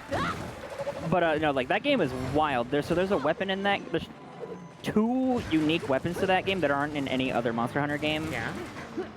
One's called the Magnet Spike, and then there's Tonfas. Tonfas? Yeah. They're like dual blades, but even more aerial. Okay. So that sounds really. I can see why that hasn't come to other games. I feel like that would, because that's kind of. Oh, I guess it just decided it didn't want me to write it. All right. Because that wouldn't that interfere with the insect glaive niche? Not really. Oh, did it do aerial differently? Oh shit! Blunt damage. Oh, it's a blunt insect. Ooh. Okay, so it looked like a blunt kind of insect glaive. Yeah. Twin blade hybrid. That should be pretty cool. Yeah, and then the magnet spikes were just a fucking mess. Like in a good way or a bad way? In a good way. They were like broken in every way, in like a good way. Like the entire moveset was filled with guard points. It had the highest damage attack in any Monster Hunter game ever. Because like, so a true charge greatsword slash, its movement value, that's how like damage numbers are determined in Monster Hunter. A true greatsword charge slash is around, I believe, 700, 600 movement value. Fuck. Okay. The weakest charged attack for the magnet spike started at 700. Oh, I see. 楽しい狩りだったな。 I see. So, along with being, like, it can go blunt or slash, it had two forms as well. You could switch between blunt and slashing whenever you wanted. You could stick the monster with a magnet, so if you had to run away from the monster, you could just trigger the magnet and pull yourself to the monster. Oh, that would be so good for this game. You could literally just... You could just basically port that to this game and it would fit right in with all the other weapons. Like, just, like, have it be like a wire bug thing. Be Yeah, like... no, it would do well, but, like, it would need to undergo, like, massive balancing changes because it was overpowered. Because, like, it was filled with guard points. You were basically invincible. Yeah. Like, being able to, like... Oh my god, they could literally just, like, theme it around wire bugs, too. Like, it's just like, knives attached to the end of wire bugs. You could just, like... Just pulling yourself around of a monster, basically just, like, Spider-Manning around it. That'd be so fucking cool. Did you know that there's a monster that uses wire bugs and uses it to pilot a mech suit? I'm sorry, what? Yeah, the monster's name is Atlkan, and it's a praying mantis that looks like it's from Egypt. And the beginning of the fight's boring, and like you're like, wow, this is the final fight of the game. What the fuck is this? This sucks. Then all of a sudden, it jumps to the middle of the arena, sticks its wires under the ground, and yanks out a metal, like, contraption that looks like a dragon. And then it goes into the middle, and it starts piloting like a mech. Oh, that's great. I unironically love that. That is amazing. And I think that would fit great for this game because he literally does what we do. Yeah. Just fucking... I've learned of your hunter arts. Oh my god, that's amazing. That is actually fucking amazing. I love that. Oh. Yeah, I watched a video on it about that particular monster, and it's like, when everyone first sees that monster, they're like, wow, this is the final fight? Wow, this is kind of underwhelming for a Japanese Monster Hunter game. And then all of a sudden, that happens, and they're like, there it is. There's that Japanese style. The batshit insane stuff that makes zero sense. That's why I'm here. Yeah. Oh boy, you know what, that kind of makes, the final boss of, World look like a bitch made, my god. Oh, I don't remember what his name is. I fought him once, and I do not remember. I don't remember his actual name. Me and my friends just call him gang signs. It's just a big fucking glowy dragon. You just shoot the glowy parts and it die. Like, it shoots out like fucking laser beams or whatever. But Oh, it's you like... mean base game? Yeah, base game, not Ice. Oh. I never played Iceborne. Oh, Xenojiva. Xenojiva, that's the bitch. I like... was thinking of Iceborne's final boss, and I'm like, I can't remember its fucking name. I mean, I imagine that probably means it wasn't all that interesting either. But like, yeah, like it just, I don't know, like not Iceborne, like Monster Hunter feels like such a, big thing, you know, just like, alright, you're fighting these monsters that are literal, like, like, I don't want to say affront to God, but, like, I mean, you look at the fucking, like, there's a monster... They're walking calamities. Yeah, they're actual walking fucking apocalypses. Like, I feel like, I'm not even religious, I feel like affront to God is a valid fucking thing to call them. And it's like...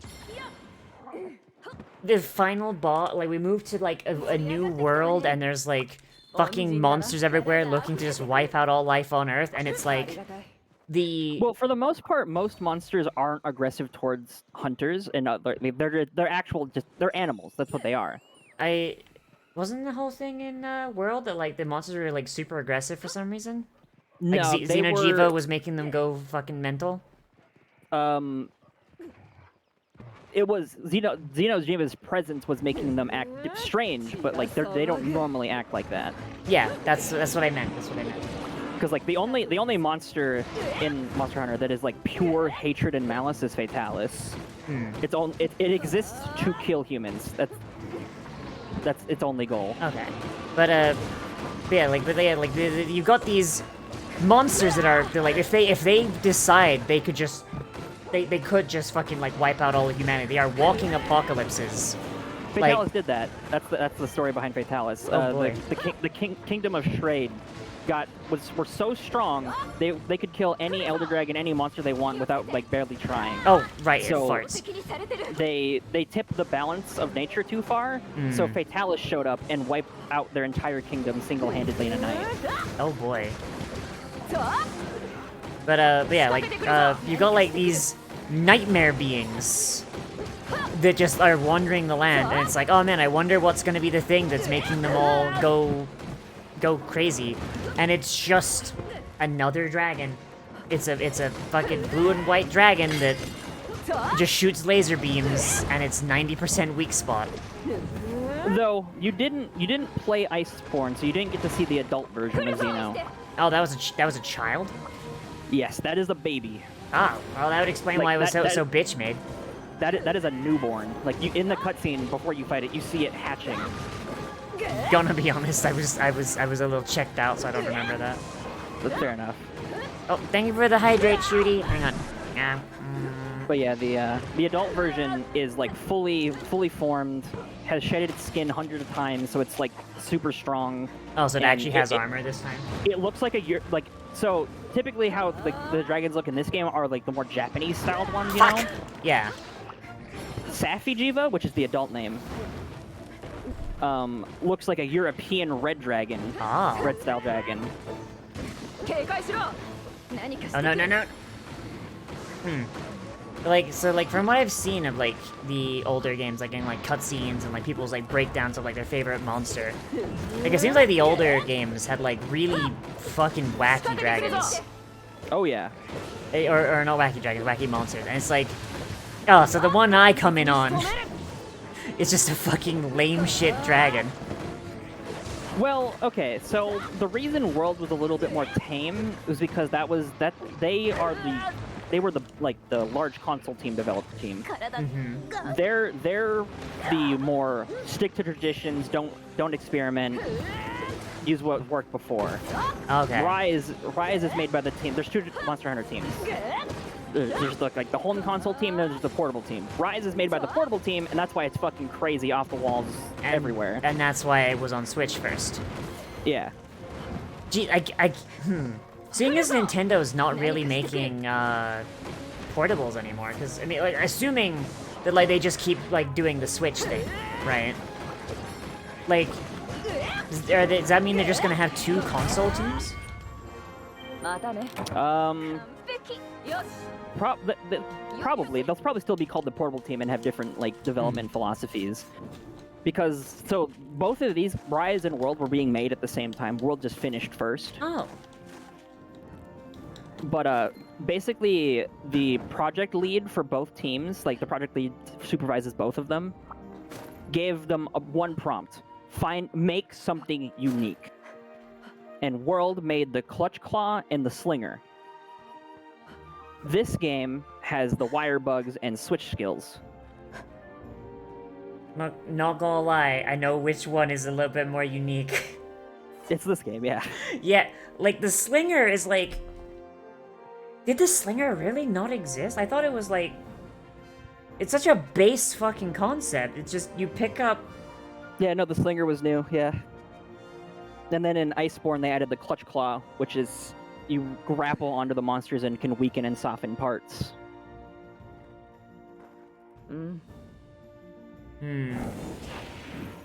Alright, Jacob. See you later. But yeah, Charge your fucking phone. Since this is the portable team, everything's a bit crazier. Well, it's definitely a lot fucking better, oh my god. Like, as much as I'm biased towards World, Rise is better. Like,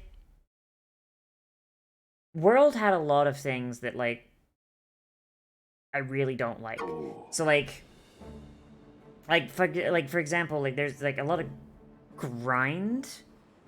Like, and I'm not saying there's no grind here because it's a fucking Monster Hunter game. Like, if you want like the best, it's a different kind of grind in World. It's a more it's more enjoyable here. Like, I agree and like half disagree because in this game they've kind of half fixed this now with the anomaly investigations, which you don't have yet. Don't worry, you'll get there. Okay. But in World there was the investigation system where it was just randomly generated quests with varying reward rarities. That was great because in this game to farm a monster you have to click the story mission over and over. It's kind of boring. It spawns in the same spot every time. Like, I like the randomness of investigations was good, which is kind of back now with anomaly investigations. You'll learn what that is later. Okay. Like, I mean, okay, so in World, I found progression was a lot more gear-based. Like, and maybe I'm talking out my ass, but, like, in World, I felt like, oh, I can't kill this monster, I need better equipment, I need better armor, I need better... that's true. Like, the gear check in World was much more relevant, because, like, if you are weak to fire and you're fighting Anjanath, you're gonna die. Yeah. Like, whereas... In this game, though, it's kind of like, just get good, skill issue. Get good. Like if your gear is shit and you're good, then you're gonna kill the monster. It might just take you a little bit longer. If your gear is good and you're shit, you're not gonna beat the monster anyway.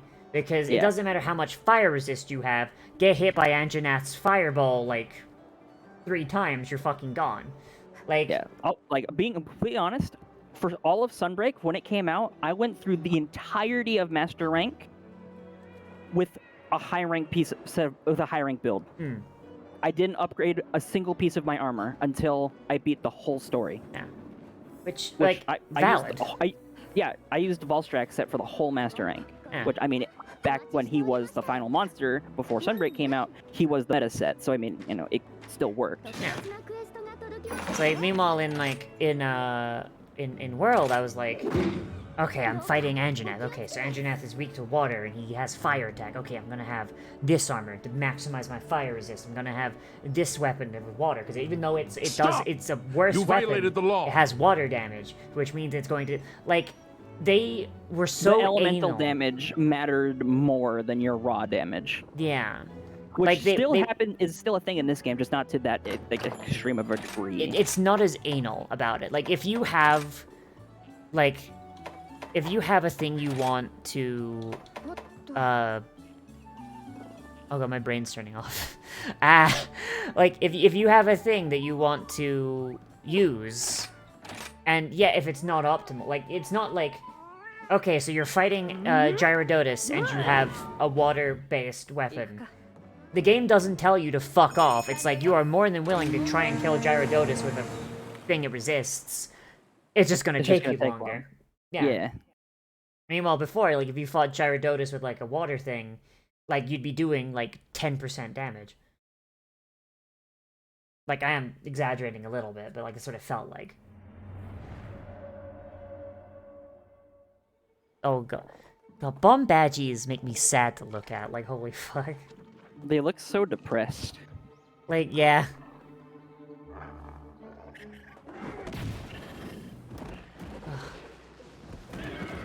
The fact that you can't sever this thing's fucking tail. Well, I understand why you can't, because it would, like, remove its entire moveset. Yeah. Like, same thing with Tobi Kadachi. Like, Tobi relies heavily on his tail, and without it, he'd be no threat at all. Yeah.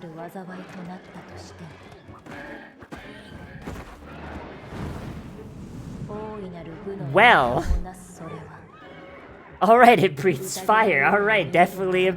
Alright then. Breathes fire and has explosive pine cones. Tone set. Alright, later, Daniel. Tone fucking set. Alright. Oh. Oh, cool. Fiorian won't count if she dies. Oh, yeah, I forgot that. Like, on your during your story quests, she appears in multiplayer hunts, and she's like your 5th party member. It's pretty cool if you have a full party. Yeah.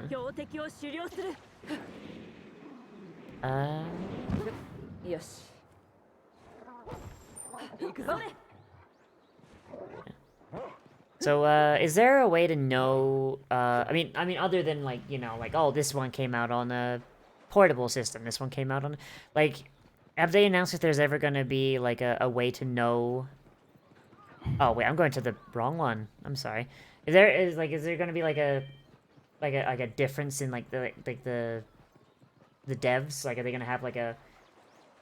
I don't know. A way for us to tell? Capcom portable? Yeah, because if another game made by the World devs come out, I kind of don't want to play. The next Monster Hunter game is made by them. Okay.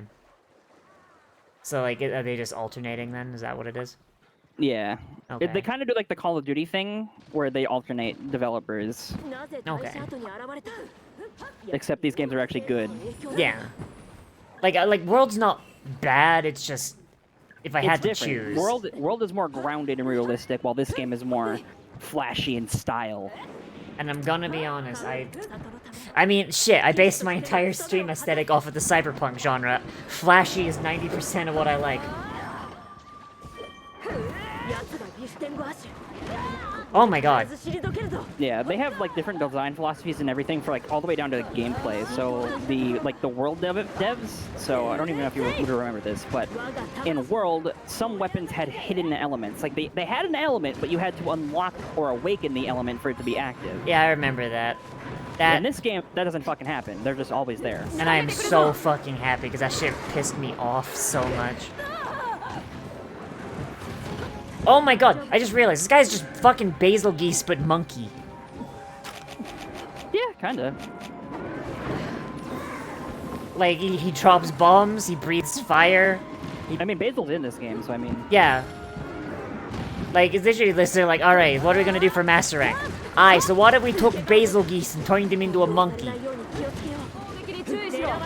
Genius. Oh, another difference between the developers is how they display damage numbers.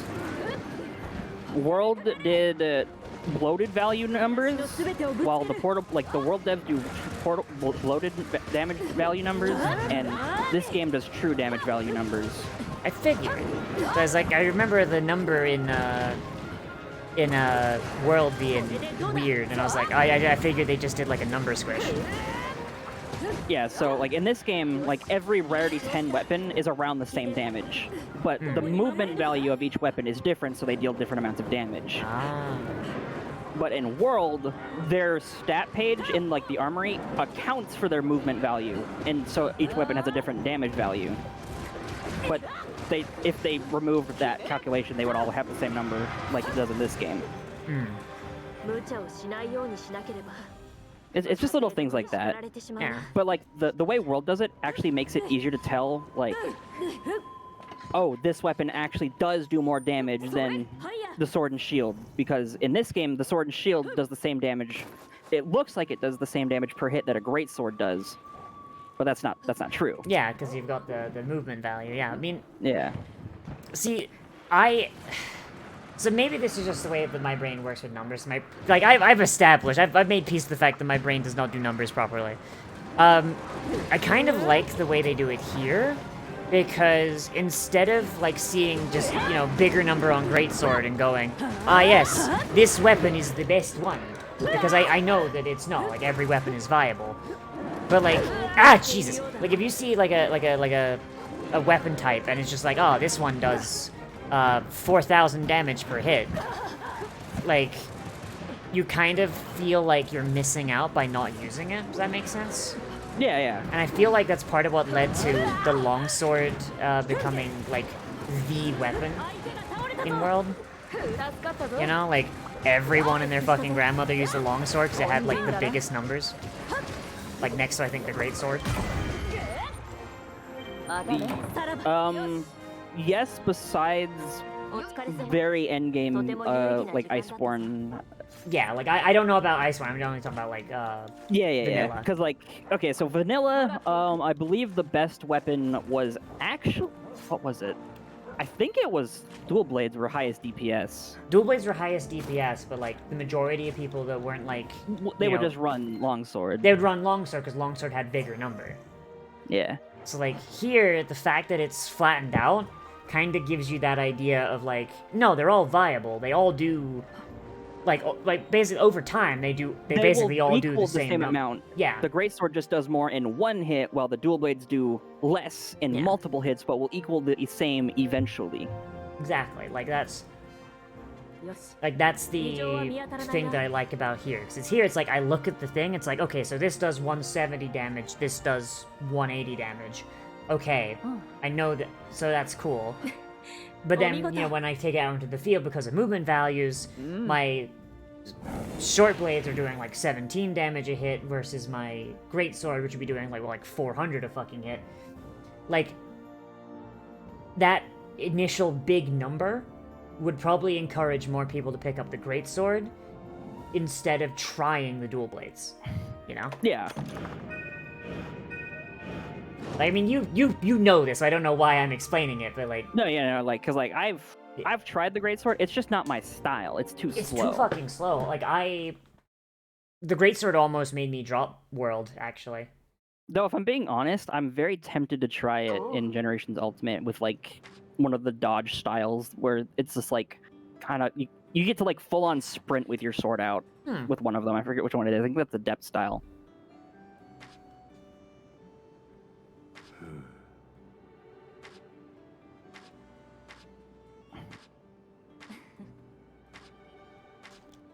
Alright, so these 3 Elder Dragons are making all the other monsters freak the fuck out. Alright, got it. They're not Elder Dragons. Only Malzeno is. Oh, but they call them Lords. I guess is that a different classification? That's just their nickname for them. That's just like what they're classifying them as, like for like a local term. Like they're the 3 big honchos of this like area, this region. Okay. So it's kind of like, It's the same, Glavenus and Mizutsune and, I don't fucking remember the third one. Yeah, are like also classified as the 3 lords. Yeah, I'm trying to remember what they're fucking called. Like, I was trying to get, like, all 3 of them in my head before I said it, and I completely blanked on it. Oh no, Queen, what's the third one? It's Mizutsune, Glavenus, what's the third one? I'm blanking.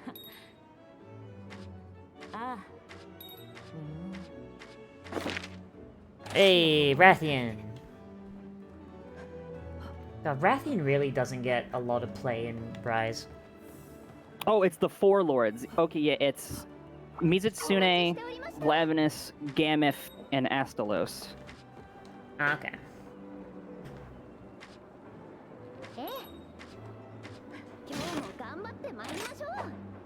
Follower collab quests.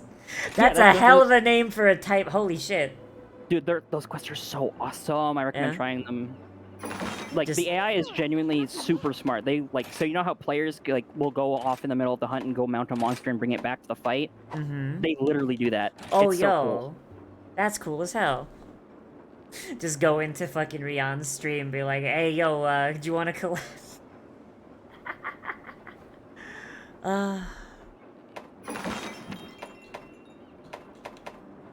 Oh god, of course Kezu's fucking here. Oh yeah, Kezu. I love how the regular Bishotten quest is called Sour Grapes. Like, you have been replaced with a better monster. God. But yeah, like, the fucking... World had, like, a really weird, like, fetish for fucking Rathian and Rathalos subspecies. Oh, but this game has it too, don't worry. Oh, does it? Like, we got, like, fucking Rainbow Rathalos? Not Rainbow, but we just, in the most recent update, got, Silver and Gold. Silver Rathalos, Gold Rathian. Oh, boy. And we also have the Apexes, which are, without their Apex names, it is Dread King Rathalos and Dread Queen Rathian.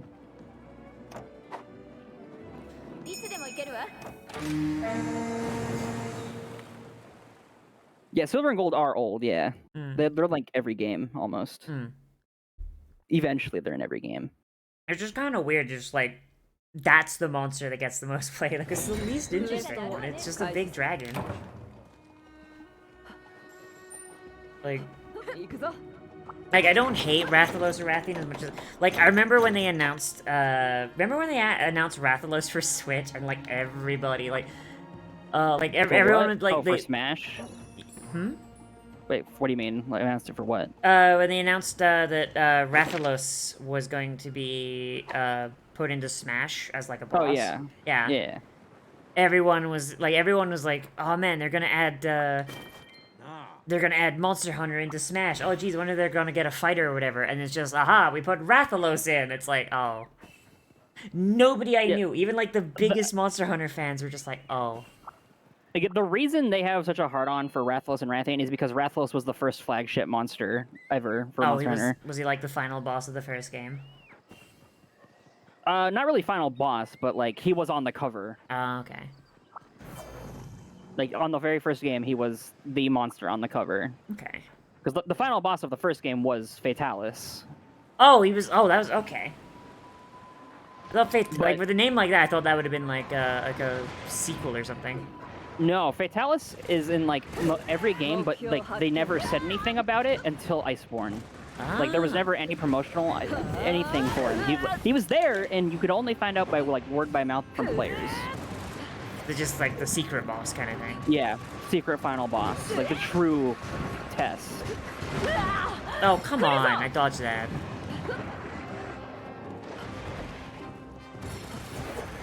And then Iceborne broke that rule where they advertised him in the final patch. I guess because a secret boss is realistic. I'm joking. Sorry, I didn't mean to. I mean, I don't know. They just felt like actually advertising it because they did it for Alatreon and whatnot. Yeah, like I mean, if it's like such a big part of Monster Hunter history, imagine most people would just like expected him to be there anyway. Yeah. It's like you can only have a secret boss like so many times. Yeah, get stunned, idiot.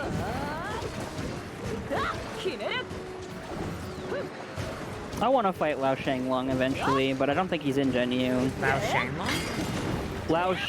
Lao oh god, time for crab. Yeah. Time for crab. He is in GU? Oh shit. Oh fuck. I'll actually get to fight him. Damn, I guess I should actually, so I did check my Switch. Turns out, so, I deleted my save. How to make space. Ouch! Was not expecting Crab to just decide that, I was bigger trouble than the Rathalos. Rathian, even.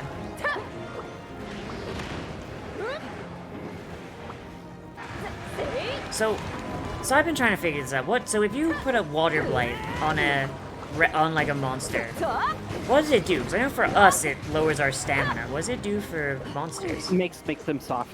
We hit harder. Oh, okay.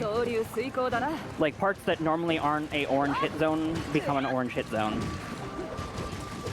during the duration of the water blight. That's pretty useful, actually. Shit. I was like, what's a monster? He with stamina. Well, I mean, they have stamina bars too. It feels like they're just like these giant creatures. Like there's no way that it's, you know, comparable, right? Yeah, but I mean, they still get tired after we're wailing on them for minutes on end. That's fair. So what is your favorite monster? From the ones I have fought, it's probably Gormagala. Gormagala? That is the flagship monster for, I don't remember which one, but it's tons of people's favorite. I've never heard of him. What does he do? So he was... Okay, so he was the flagship monster for Monster Hunter 4, and his whole thing is this thing called the Frenzy Virus. Mm-hmm. And it literally makes monsters go apeshit, go crazy. Like, literally, you know that video of, like, go stupid, go crazy, blah, blah, blah, go wacky. That, literally, they do that. Yeah. And they get all super powered up and, like, angry. Oh, shit, so it's just, like, they kind of just did, like, the Rampage thing again? Except it's, like, single monsters, but, like, actually good, because so, like, I don't even know how to describe Gormagala. Like, he's just so fucking cool. He's in this game. You get to fight him. Oh. He's in Sunbreak. I'm gonna look forward to that, man. My armor is the adult version of Gore, because Gore is a baby. Oh. Yeah, my favorite monster... Everyone I've said this to has given me shit for it, but my favorite monster is fucking Zitzi Yaku. Yeah, no, that's fair. I have someone that's their favorite monster is Kulu, so... Well, like, Zitzi seems like such a little bastard. You know? Like, that... I don't know, I vibe with that energy. But yeah, no, like, Gore is such a cool monster. He's, like, got, like, his wing... So he's got, you know, his normal hands and legs, and then he's also got, like, wing hands. Ooh. And then when he gets into his angry form, he actually starts using his wing hands. Like, he'll fucking grab you and hold you down with his wing hand, and then, like, breathe on you with his, like, frenzy shit. So what happens when a person gets frenzy? You have to fight it off by doing damage, and if you successfully fight it off, you get a buff. Ah. My armor that I'm wearing actually gives me the frenzy virus, and I have to fight it off every single hunt multiple times. Oh. What's the benefit of that? Oh, just to get the buff? Yeah, just to get the buff. It's like, I think, 40% affinity once you get the buff for like, and it lasts like a minute. Holy, wait, that's almost a fucking half your attacks are just crits? Holy shit. Once all my shit's procced and like all my stuff is active, I have like 80% affinity or like 90. That's fucking ridiculous. Holy shit. Yeah, Gore's cool. And then when he goes into his apeshit form, he sprouts horns and like the screen turns dark all around you and like the sky gets dark. It's so cool. That Gore. Honestly, that is the coolest shit I've ever fucking heard. And his wings start glowing, like these purple veins in his wings start glowing. And it's so fucking cool. Oh man, now my little flashbang lizard feels less cool. And then that since that's the baby, the adult version is in this game as well, and that's what this layered armor's from. That's cool. Oh shit! What? Did I go off too early? Shit, sorry. Yep. All right, I will be there didn't see it. momentarily. Sorry, that's fine. I actually had the main reason I like Zitzi is Zitzi actually helped me get my first Kirin kill. Base World Kirin was a bitch. Yeah. So, and I was doing it with Insect Glaive, mind you. So like, at least you could fish for mounts. Yeah, I literally like that was like my main thing, and it's like I just barely avoided getting carded. Kezu's behind you, by the way. Oh, Kezu's behind. Oh shit, I'm dumb. I had almost got him killed. Right, I almost got him killed. He was like literally just barely alive, and I had somehow managed to avoid getting carded. And I had like no health, so I walk away, and I'm like, okay, I'm gonna just take a little sippy, cause like, all right, Kirin's busy. Kirin suddenly decides that Kirin is no longer busy. And just charges me. And then Zitzi is there. And Zitzi decides, hey, you know, it'd be fucking funny if I flashbanged Kirin. And, like, literally just knocked Kirin down, and I'm just like, alright, finish my sippy, and just killed Kirin before it could get back up. Like, I always liked Zitzi just because, like, I liked the armor and, like, the color scheme was fun. But, like, it was at that point where I was like, alright, this is now my favorite fucking monster, holy shit. Yeah, if we do enough main story quests, we can reach Gore and the adult version. I'll just say his name. His name is Shigaru. Everyone calls him Shigeru Miyamoto. I love it. Are they still adding new monsters, or are they done? Oh, fuck, I'm paralyzed. Yes, we are getting like a whole year of content updates. So, was Zitzi just a world thing, or was he from before? Titsi was a new monster in world. So, 0 chance of him coming to, Rise? It seems like he's not very popular. Probably not right now. But maybe in the next game he'll come back because like he's not a hard monster. So like adding him this late into like this game, like we would all just steamroll him. Yeah. Oh, it would be funny if they just made like a hard mode Zitzy though. Punish. I mean, they could add Gypsyros. Gypsyros does the same thing. Oh, I've never heard of Gypsyros. Flying wyvern thing that kind of has like the same body type as Kezu, but like isn't blind. It doesn't do the dumb neck thing. No, but it has a flash. It has like a flint thing on its head that it slams together, and it like flashes, and it does the flashbang that Tizzy does. Oh, that's cool. But it also has like a bunch of other things that are unique about it. Like this monster will play dead. Like in the middle of your hunt, the fight music will stop and everything, and it plays dead. And like when you go up for the carve, it just fucking just whips your ass. Yeah. And you can tell when he's faking because the thing on his nose that does the flash is flashing. Oh, so it's still alive. So it's kind of like an idiot trap kind of thing. Yeah. I like that. That's fun. Soap boy, best boy. Soap boy. Oh, fucking Mizu. Hate Mizu. Oh, I hate Mizu so goddamn much.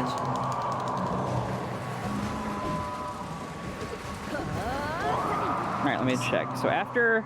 Oh, actually, okay, no, I'm actually only at 50% affinity, but, I mean, I shoot so much that it doesn't really matter. Yeah, like... You only need your crit to be a coin flip if, you're shooting, like, fucking 100 coins. Yeah. Like, a majority of my shots are hitting 43 per pierce tick, so I'm doing pretty good damage. I could do the 100% affinity build, I just haven't changed my build or made that one yet. Oh, is he running away? Yeah, he's running He is running away, yeah. I wasn't sure. I was like, okay, do I sharpen or no? But yeah, no, Gore, I could gush about Gore forever. He's cool. He's also blind, so you can't flash him. It seems literally like monsters with a disability are like the strongest ones. Yeah, but when he becomes older and becomes Shigaru, he is no longer blind. It's like his eyes grow in. Yeah. And he evolves into an Elder Dragon. Oh.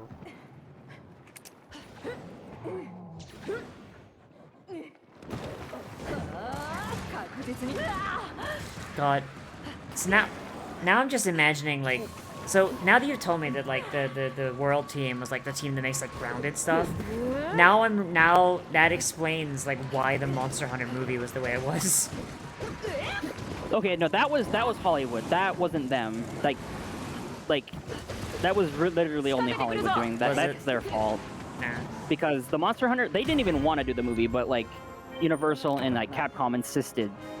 Oh, so just kind of, like, corporate meddling kind of thing? Yeah, but like, they said they'll never make another Monster Hunter movie because the studio that worked on it, like all the animations for the monsters and stuff, said they never want to work with the Monster Hunter developers again because they were so anal about monster details. They're like, Diablo needs an extra toe. You left out a toe. Add it. They're like, apparently they're like, the viewers won't fucking see, and they're like, trust me, they'll see and they'll rip you apart for it. Add the toe. And they ripped them apart fucking anyway. Like I remember seeing like a big hullabaloo was like the way they killed Rathalos was that they was like, oh yeah, when Rathalos breathes fire, he's got like a weak point in his mouth in the movie, and that's like apparently people lost their shit because like that's not a thing in the games. What the fuck? Well, why are you making your own lore? No, it is. In this game, really? it literally okay. happens. In this game, it is. Okay, apparently it wasn't in World because bear in mind. I am very, very new to the Monster Hunter, you know, At least for community. guns it does. Like, Okay. for me as a gun user, when he's breathing fire and his mouth is open breathing fire, I deal more damage to that spot. Okay. It's like, I remember seeing this everywhere. I'm really new to Monster Hunter shit. So it's like, the movie came out, like, about as I was getting into Monster Hunter. Or, like, it was announced when I was about getting into Monster Hunter. So, like, then it comes out, and I'm hearing all these people just kind of going ham on this movie and tearing its shit apart. And I'm just like, oh, okay, I understand. I understand these. Hollywood be like, add the US Gormagala was military. actually, if you've seen the movie, Gormagala was apparent. I haven't seen it. Gormagala is at the very end, as like a teaser. I did not see the teaser, but also I stole the movie, so. Fair enough. The camcorder I saw, it was a camcord rip. Cause let's be honest, like, that movie did not come out in the middle of bumfuck nowhere where I am, because I'm pretty sure they knew it was gonna fail. I just needed you to know. Reach the gear treadmill in Lost Ark. Oof. Good luck. Boy.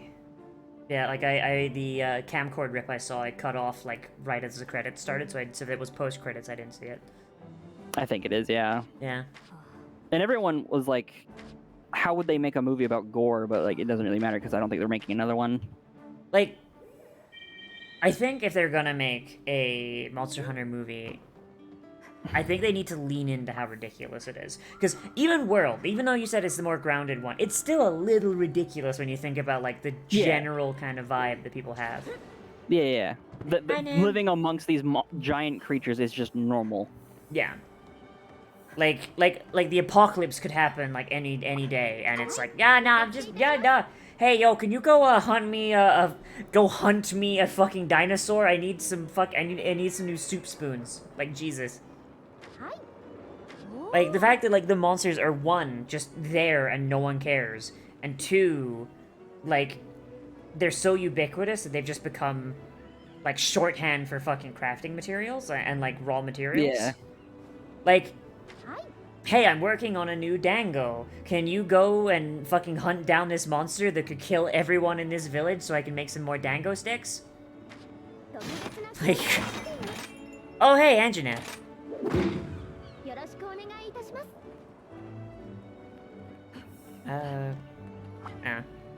Like, oh god, there's one Monster Hunter Netflix show, I think? Oh, the Netflix movie is sick! Yeah.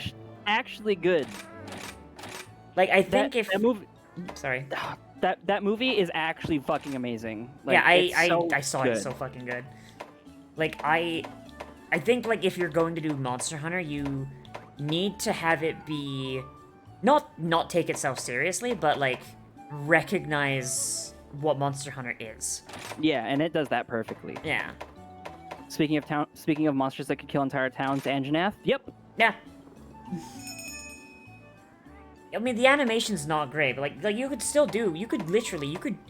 I feel like you could do live-action Monster Hunter. Just, you need to... You would need actors that are willing to look a little silly. Yeah, but since it came out way after World, that thing on Netflix is tied to World. It's a prequel to World's story. Huh. Yeah. The hunter that you talk to in the intro cutscene on the boat in World is that hunter from the movie. Oh fuck! I'd never made that connection. Which is, by the way, is my name. That hunter has my real name. Oh. Well, I'm not gonna look up that hunter's name. Alright, God, I'm really bad with names. I'm sorry. Like, the hunter's name was Aiden. My actual name is Aiden, yeah. Okay. But most people don't call me that. Yeah, I'm just gonna keep calling you Neko because, like, that's what is in my brain now. I've got the brain rot. No, everyone's got brain rot after being inside for 2.5 years. Yeah. Mine just got worse. Same. Hang on, I'm just gonna grab this spirit bird. Yeah. Alright, Angie. Please don't knock me out of the sky with your roar, please.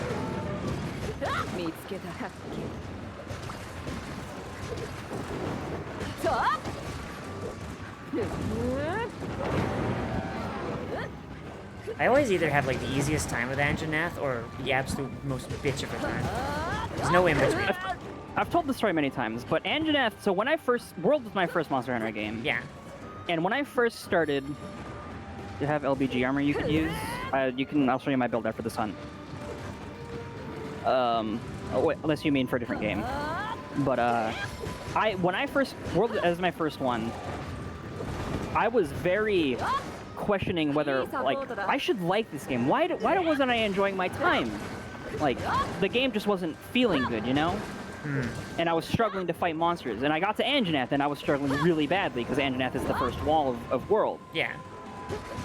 And so I kept trying, I kept going at it over and over, and then at some point during the hunt of the Anjanath, it clicked. Everything just started to come together in my head like, oh, it makes sense. You had that realization? That eureka moment, where it's like, holy shit, this game's amazing, and it's like one of my favorite series ever since. Yeah. Like, I did have that in World. Like, I don't like World, but if World didn't exist, I probably would not like Monster Hunter, which is like a weird place to be in. Yeah. Like, I would not have bought this game, which I love way more. Just because, like, I was fighting all the monsters, and it's just like... Yeah, World being on Xbox and PlayStation made it more accessible to a wider audience, and made it, like, more people get known to it, you know? Like, World was in a place for me where it was like, So I went into it, and I was like, oh, it's just Dark Souls, but, like, all bosses, right? Which is a really bad way to go into this. You're in a lobby? Not this one, Jordan. No. This one's just me and, Liv. Hello! Yeah, like, and then it's like, and I kind of had, like, a similar thing where I was just like, I fought Jagras, I fought Kulu, I was like, man, this is kind of fucking blows. And then I fought Anjanath, and, like, by the way, I was Insect Glaive the whole time. Right? It's like, most of the monsters you're fighting are not super Insect Glaive friendly in World, like at least, like, if you're just learning. Like, I learned how to do Pukey, I learned how to do, like, all the other, like, early, bigger monsters, but, like, the smaller ones at the start, like, fuck that. And then I got to Anjanath, and I finally had a monster that was just all vertical, and, like, very little horizontal.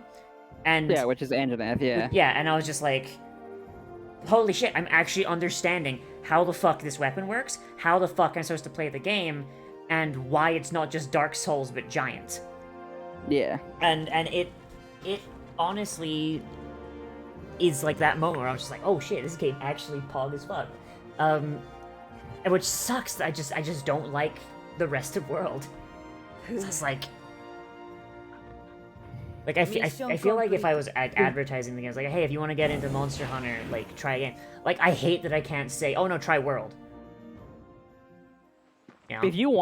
If someone is interested in Monster Hunter as a series, you say try Rise. Yeah, try Rise, yeah, because Rise is just better. Rise is the best intro game I can think of from what I've played for the Monster Hunter games. World is harder, because all the monsters in World are overtuned.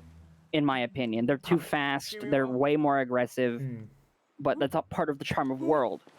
This game, all the monsters are undertuned in my opinion. They're not aggressive enough. Like, Rajang in this game is a fucking joke. But Rajang in World, dear fucking god, keep that thing away from me, it's a fucking demon. Like, I feel like the next game they need to try and aim in between, but... Goddamn, I like this guy. I don't think I've actually met a Wyverian yet that I like. But this guy... I like this guy's vibe. Yeah. Oh There's god. My armor, Jordan, and then I'll show you my decos. Oh god, don't zoom in on the weird Wyverian feet. Oh Jesus.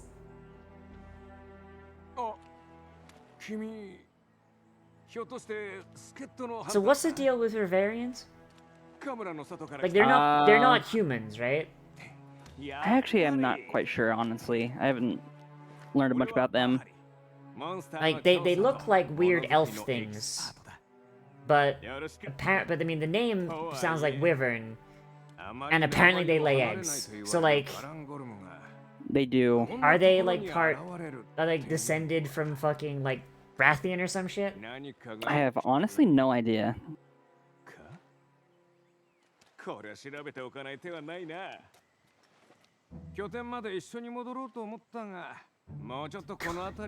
he looks like he's wearing fucking Lalafell shoes.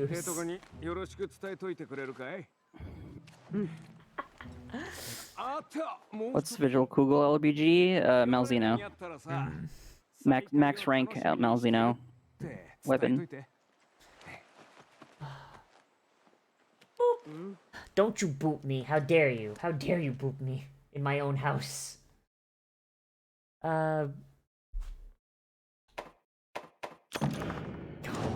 This it's like fucking like I swear like Lolorito is about to come in and say I shop need this my man has fake Katsuni J's. chan. Oh my god. Dude, why are all Lollafills with mustaches evil? Every single one of them in the main story that has a fucking mustache is a fucking bad guy. God, Every you're single right, one. though. It started with Lolorito, and then it's just continued. Yeah. Like, have you noticed that there's like way more evil Lalafell in 14 than there are good ones? They're actually no, they're genuinely evil. Like, Yeah, like they're an evil race. I'm convinced. like Kryle is good. Tataru is good. Okay, Tataru doesn't pay her taxes. I don't know about that. No, Tataru Taxation. is. No. I agree. Taxation's theft. Yeah, well, Fuck agreed. taxes. Agreed. Okay, all right. Okay, Tataru is good. Fucking Kryle is good. Lawful. They're lawful evil. That's a good way. Wedge is good. Or is it Big? Which one's the Lalafell of those two? Is it Biggs or Wedge? Wedge. Wedge is good. I believe. Yeah. Um. And then the Sultana is good. Is she? No. Yeah. No. Yeah. The Sultana is good. And I think that's it. I think those are the only. Well, okay. I stand by the fact that Pippin is only half Lalafell. Oh yeah. Yeah, there is no fucking way that he is not the Sultana and Robon's like bio kid. There is no fucking way because he looks like both of them. Yeah. But like every other Lalafell I can think of, like every other that Lalafell, like LBG works, Gegaruju is evil. Whatever the fucking dude's name that chills out in Costa del Sol. I don't know his name. Gegaruju. Yeah, the dude. Yeah, fuck that guy. Gegaruju is evil. Lolorito is evil. The guy that took over for Lolorito is evil. The guy that stalks Nashu is evil. Like, God, I hate that plotline, and I wish they. I need to catch up on the Hildy. I need to do the plotline. I'm at this quest in Costa del Sol right before Nashu blows up Hildy. Okay, I don't want to say I don't hate the Hildebrand quest because I love Hildebrand. What I hate is the fucking stalking like subplot. I hate that. Like, oh yeah. Like that's it makes you feel really weird that the main reason that we get to hang out with Hildebrand is because Nashu has like a weird little potato gremlin fucking stalking her.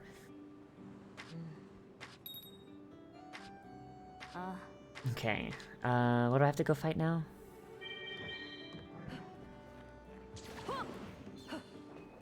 God, yeah. Like, so in either of our chats, I defy you to find us, like, more good Lalafell than the 5 we mentioned, because, fuck, I don't think they exist. Oh, wait, oh, fuck, isn't there one in Charlian? In Endwalker? I'm forgetting her name. It's not Kryle, it's... No. The innkeeper? Yeah, the fucking lady that's like in the place for our room. Yeah. She's nice. She's okay. Okay, she's okay. All right. But we don't know what she's been up to while we're off. We don't know what that is true. We don't know. All we know is her in her capacity as an innkeeper. I don't think we can write that one off. Oh, Papalimo, I guess. Oh yeah, he's a good guy. Papalimo is okay. But he is friends with Lise. I don't know if I could trust anyone that unironically puts up with Lise. Wait, actually no, Papalimo isn't around anymore though. He's fucking dead, yeah. Yeah. I mean, neither is Lolorito, but we fucking counted him. Okay, that's fair. And if the internet is corrupt regardless when you want to do Sunbreak, okay. Just tell me when you want it. Though I'm gonna update this build eventually because once I'm able to, I'm gonna upgrade my Rampage slot and then I can make that so I get a 100% affinity. Does the Rampage slot still work? I thought that only worked in Rampages. So they got rid of Rampage weapons, but in place of that, weapons now have a thing called a Rampage slot. There's 2 types of slots for weapons. There's normal decoration slots, and then there's Rampage decoration slots. Rampage decorations do the exact same thing that the upgrades did for your Rampage weapons, except they're now on a decoration. Oh, okay. You just lose access to the ones that were like shrapnel ammo increase and stuff like that. The busted Those are ones. gone. Yeah. Oh god, man, I love Fork. Rest in peace. Rest in peace, my highly customizable rampage hunting horn. I mean, I do wish they did have like the ability to, you know, just use the stats of one weapon on a different appearance, because like, man, like some of the weapons that are like technically good to use are just so goddamn ugly. At least this game has good weapon design, unlike World. Fair and valid. World's weapons are fucking ugly because it's just, we're gonna slap monster parts on some steel and iron and call it good. Because it's grounded. Yep.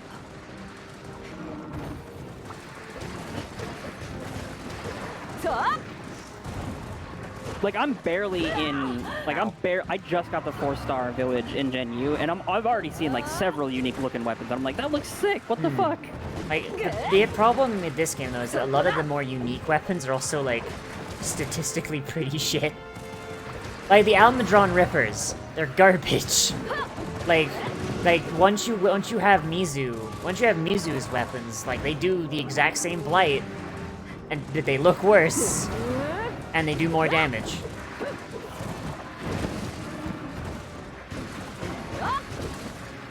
One probably has more sharpness or affinity. Probably.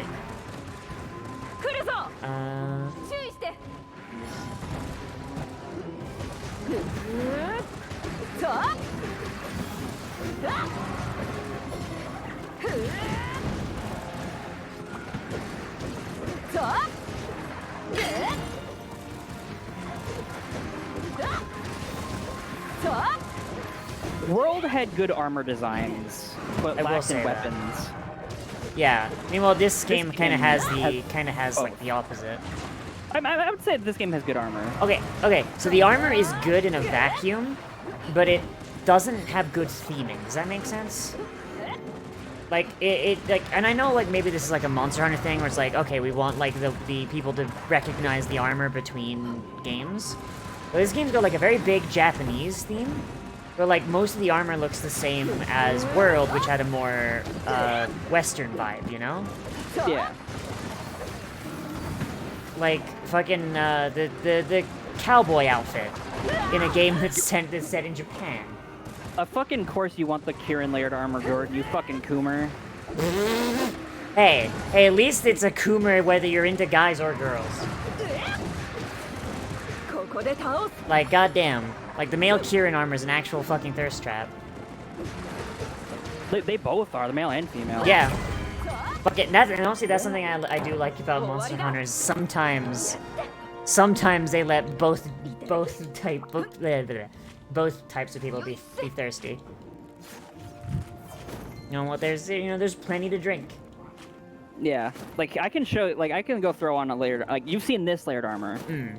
Like this is one of my favorite ones in this game, at least in Sunbreak. Yeah.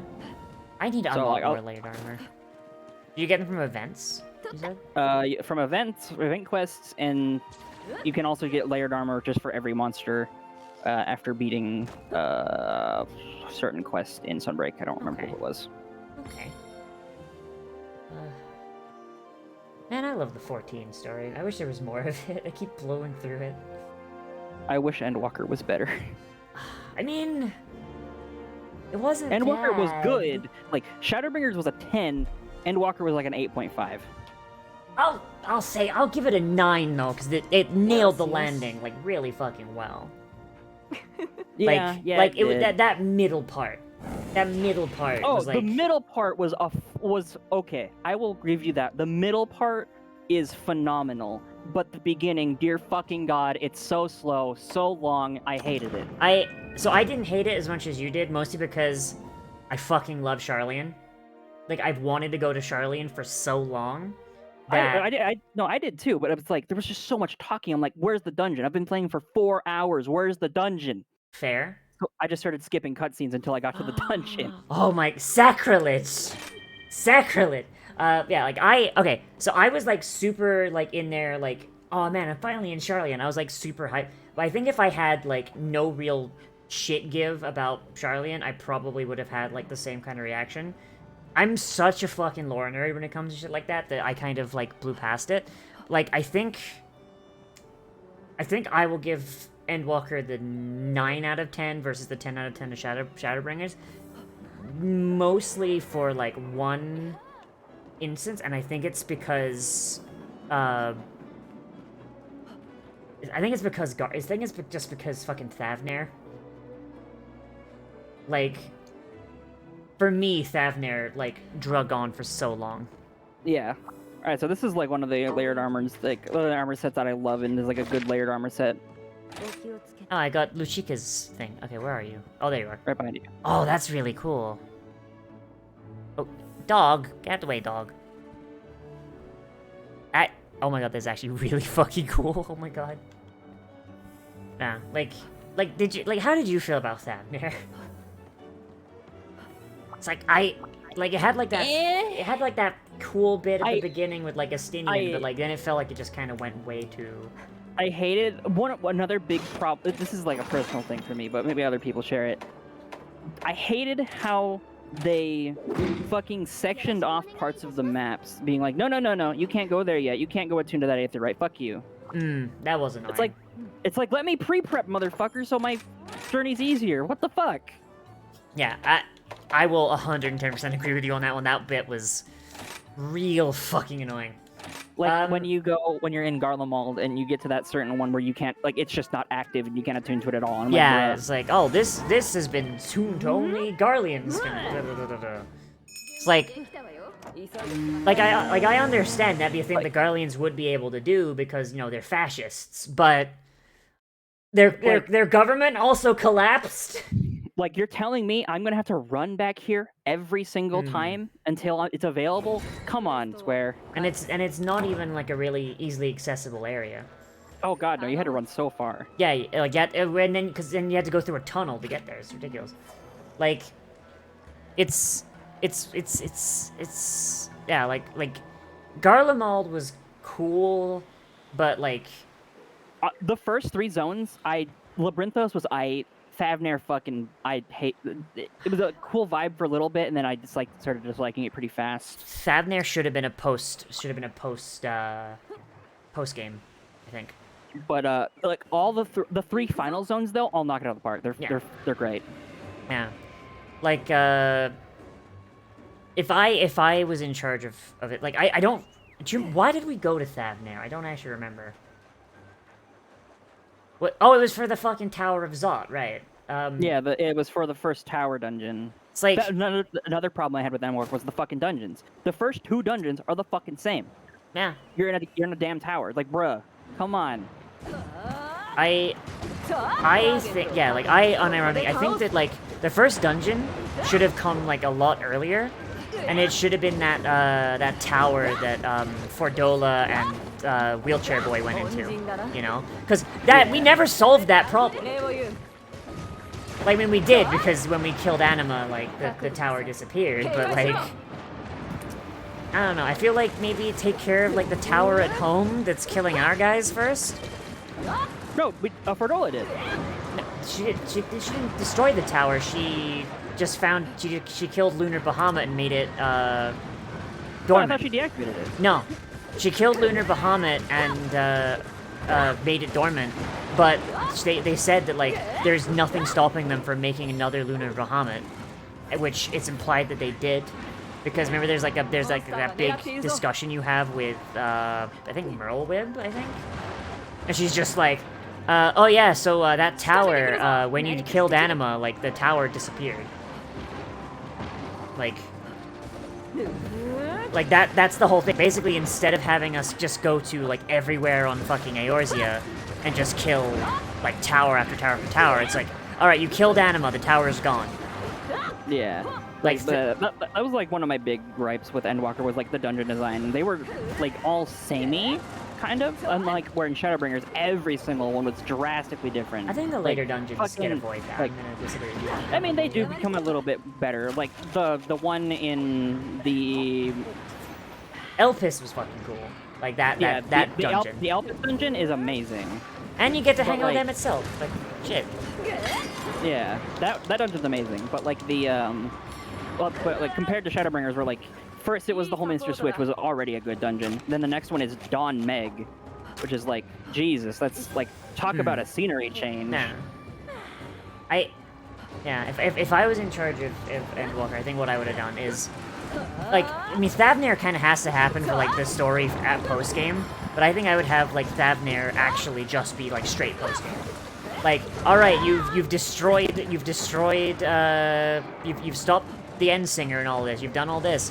Alright, so Emmett Selk said to go explore the world. Alright, well, where haven't I gone? You know what, I've heard all this shit about, Thavnair, why don't I go take a look? Yeah, Emmett Selk fucking cock teased us with that one cutscene about places we haven't been to, so let's go do that, and then we're just not doing that. Okay. Yeah, it's like going to, like Thavnair being like us, like, you know, taking a vacation. Like, alright, let's go to Thavnair, it's a tourist destination. And it used to be controlled by the Garleans, why don't we just go there now that it's free? Like, you know, like, I feel like Thavnair existing made the moon way too short for how much it was in promotion. I also, in terms of like trials, I also disliked all of the trials except for the last two. I very much disagree, but yeah, I understand how you could. Like, I fucking hate the first one. Zodiac? Yeah.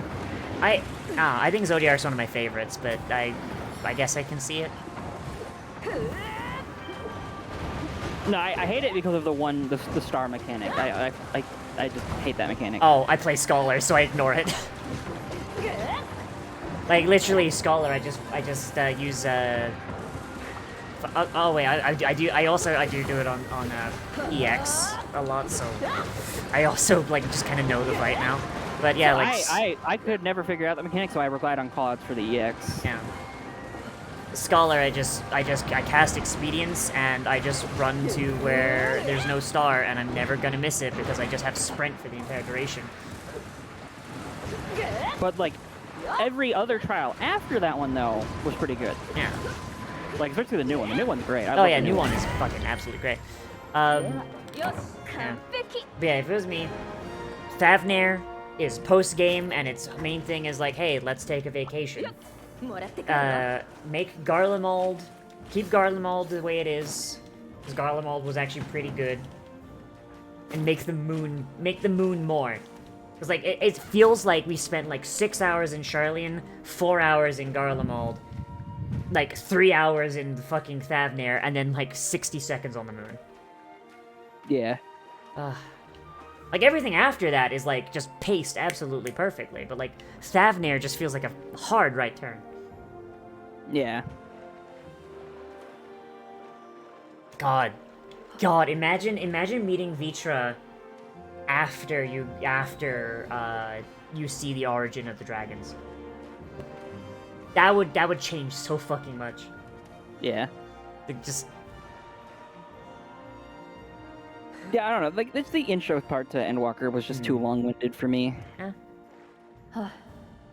Especially the Labyrinthos section where you have to do, like, all those errands, like, return to the frogs and shit. Oh, I fucking hated that part.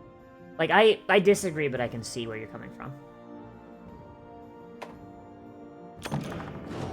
For me, FF is, like, I'm more towards, like, I want to fight stuff. I don't want to do this other stuff. Let me go fight something. Yeah, I'm a giant fucking, like, lore nerd. Like, I'm the person that's sad enough, despite the fact that when she switched, I'm the dumb bitch that when she realized White Mage wasn't very fun, and switched to Scholar, and Astrologian, she still went back and did all the White Mage quests just because I wanted to know how fucking white magic worked. I didn't care for the quests. I didn't care for like fighting shit or healing as White Mage or whatever. I just want to know how fucking white magic worked. Yeah. Like, that's the kind of person I am. Like, I just want to know the lore in this story. Oh, hey, Grangle. Alright, before we hunt him, I need to be right back. Yeah. Got a quick bathroom break. Yeah. So how you doing, chat? You doing good?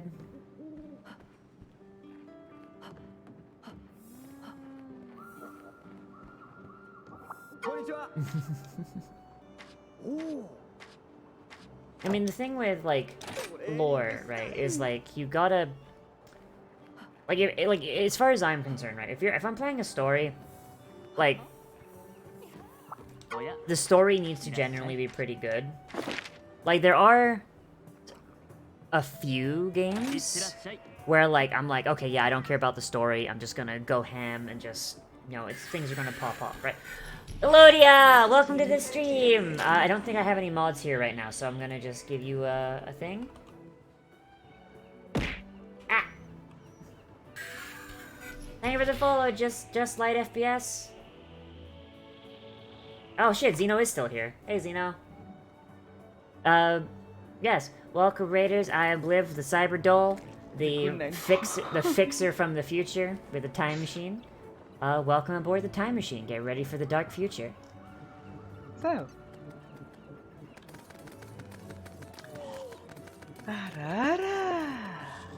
Of course. Of course. Because we're playing Terraria tonight. Xeno, I didn't realize you were still here, Xeno. I'm sorry. I didn't realize you were still here, Xeno. I'm very sorry. I'm glad you are still here. I thought I saw you say you were going to bed. Bro, I don't fucking know, man. Like you work in the Bezos slave mines. I don't know what your sleep schedule is.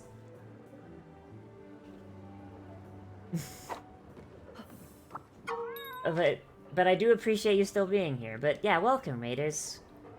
I hope you enjoy your stay. I will ask you just a quick favor, just because Twitch is fucky. Click my... If you're on PC, click my name down below. It'll refresh the stream and remove the raid referral thing in your URL. Twitch, for some reason, does not count views from raiders towards channel analytics, which is really silly. I don't know why they do that. But basically, it lets you count towards it, and you'll be able to get, like, points and shit. Yeah. It's really weird. Like, Heretic told me about that, like a while ago, and apparently it's just still not fixed. Like, Heretic, I think during, like, he did, like, a big stream event. I think it was, like, a birthday or anniversary or something. I don't fucking remember. Like, he did, like, a stream for, like, 24 hours. And over, like, half of his fucking viewers were from stream. And it's, like, my guy had, like, the number said, like, 30 people. But, like, the actual amount of people in the chat was, like, over 100. Because he got, like, raid after raid after raid after raid after raid after raid.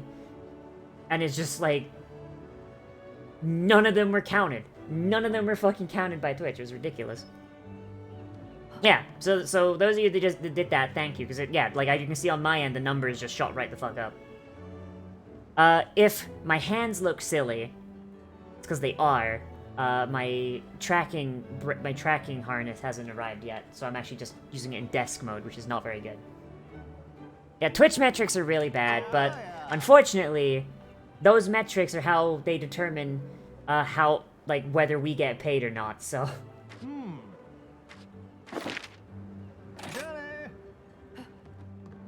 Which is, you know, unfortunate.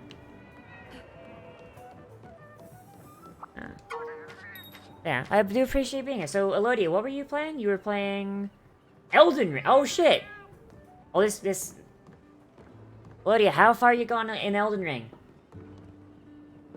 Monster Hunter is so fun. Ooh. Oh, shit, you just killed Radon. Nice. Elodia, have you met Ronnie yet? Oh? Without summon? Oh my fucking god. Like, is this your first playthrough, or are you playing it again?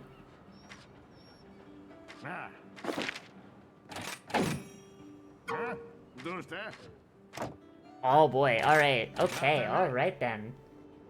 So, I hope you enjoy it. Like, I did, Ronnie's questline on my first playthrough, and I feel like I got the best ending. I'm like, yes. The best ending has been achieved. Now I do not need to go to New Game Plus. without spoiling anything, yeah, like Elden Ring is. I really like Elden Ring. Like I see a lot of people complain about it, saying it's like, oh, it's stripped down from Dark Souls because of open world, blah blah blah blah blah blah. But like, unironically, I do think it is actually one of the best games they've put out. And I hope you enjoy the rest of your playthrough.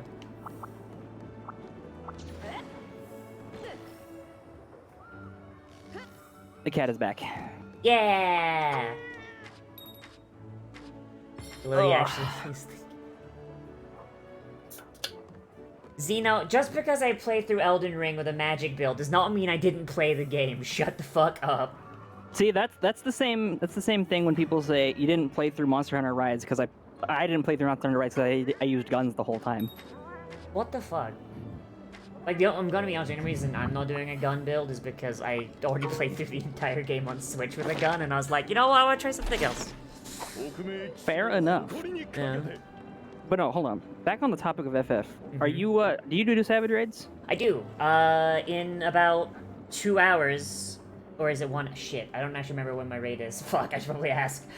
In about an hour or two, I'm gonna be doing the new Extreme. Oh, Bardica, okay. Yeah. But yeah, no, have you, oh dude, the Phase 2 song for P8S? Oh my lord. Oh, I haven't done it yet! Like, I haven't gotten there either, but like, the song though? Holy shit, Soken channeled his inner Devil May Cry composer. oh boy, I can't wait. Yeah, like we're doing Barbara Extreme tonight. To get your weapons. To get our weapons, yeah, and then Yep. we're going to be going into Savage next week, I think. The coolest fucking carbuncle ever fight. I know. I am. You know what burns my ass is the fact that I can't glamour my Aos to be a carbuncle anymore. Bullshit. I mean, you still can. Yeah, but I can't play Scholar then. No, I mean you can still glamour it. It's just you won't be able to stream it. I mean, yeah, that's true. That's fair.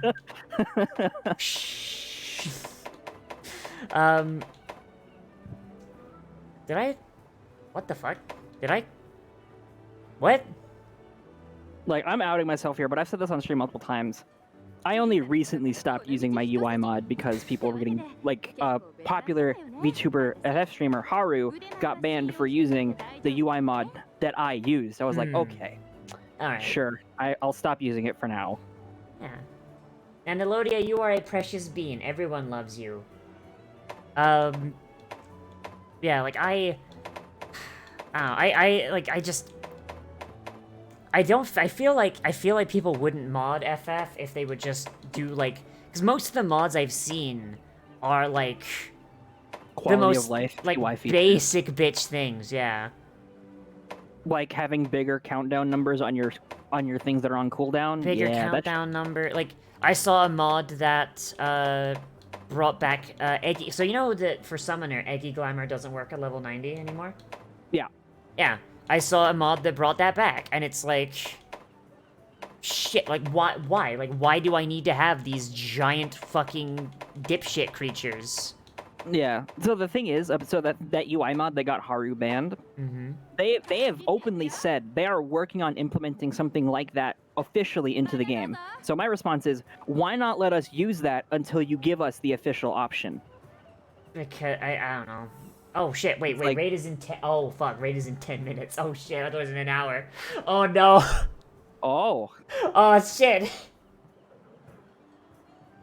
Does that mean you have to go? It does mean I have to go, shit. Alright, well, let's do this again sometime though. Like 100%. Yeah. I'm like available every day that isn't Wednesday and Friday, so yeah. I'm gonna be doing like collabs like all fucking week, so like if someone cancels and like you're there, like I'm just gonna be like, hey, you wanna play more Mon Hunt? Someone cancel. I'd if it's not Wednesday or Friday, yeah, I'm probably down. Yeah, sure. I raid Wednesday, Friday, so. Yeah, I got you. Oh, thank you for the hydrate, Shooty. Alright, who should we raid? I'll give you the... What? Oh, you're turning wheel. your stream up. You don't stream your raids. Oh, no. I don't, because it makes some members of my staff... They haven't said anything, but I've noticed every time I've streamed it, they get really nervous and they start playing worse. Weird. All right. Yeah. Like we have a DPS who I won't name. Every time I've said that I've been streaming, their parse has been like half. That's And it's weird. it's only when like they know that I'm streaming the raid. Huh. I don't know why. Well, if you want to send people my way, I'm still gonna keep streaming. I'm probably gonna switch to Gen U now. Oh, alright, hell yeah. Alright, I'm gonna send them... Alright, so, guys, I'm gonna send you guys over to Nekomium. Say hi, or else. Wow. Yeah. I mean, you gotta threaten the chat, otherwise, you know, like... That's what's the true. point? Alright, have a good one, everybody. Bye-bye.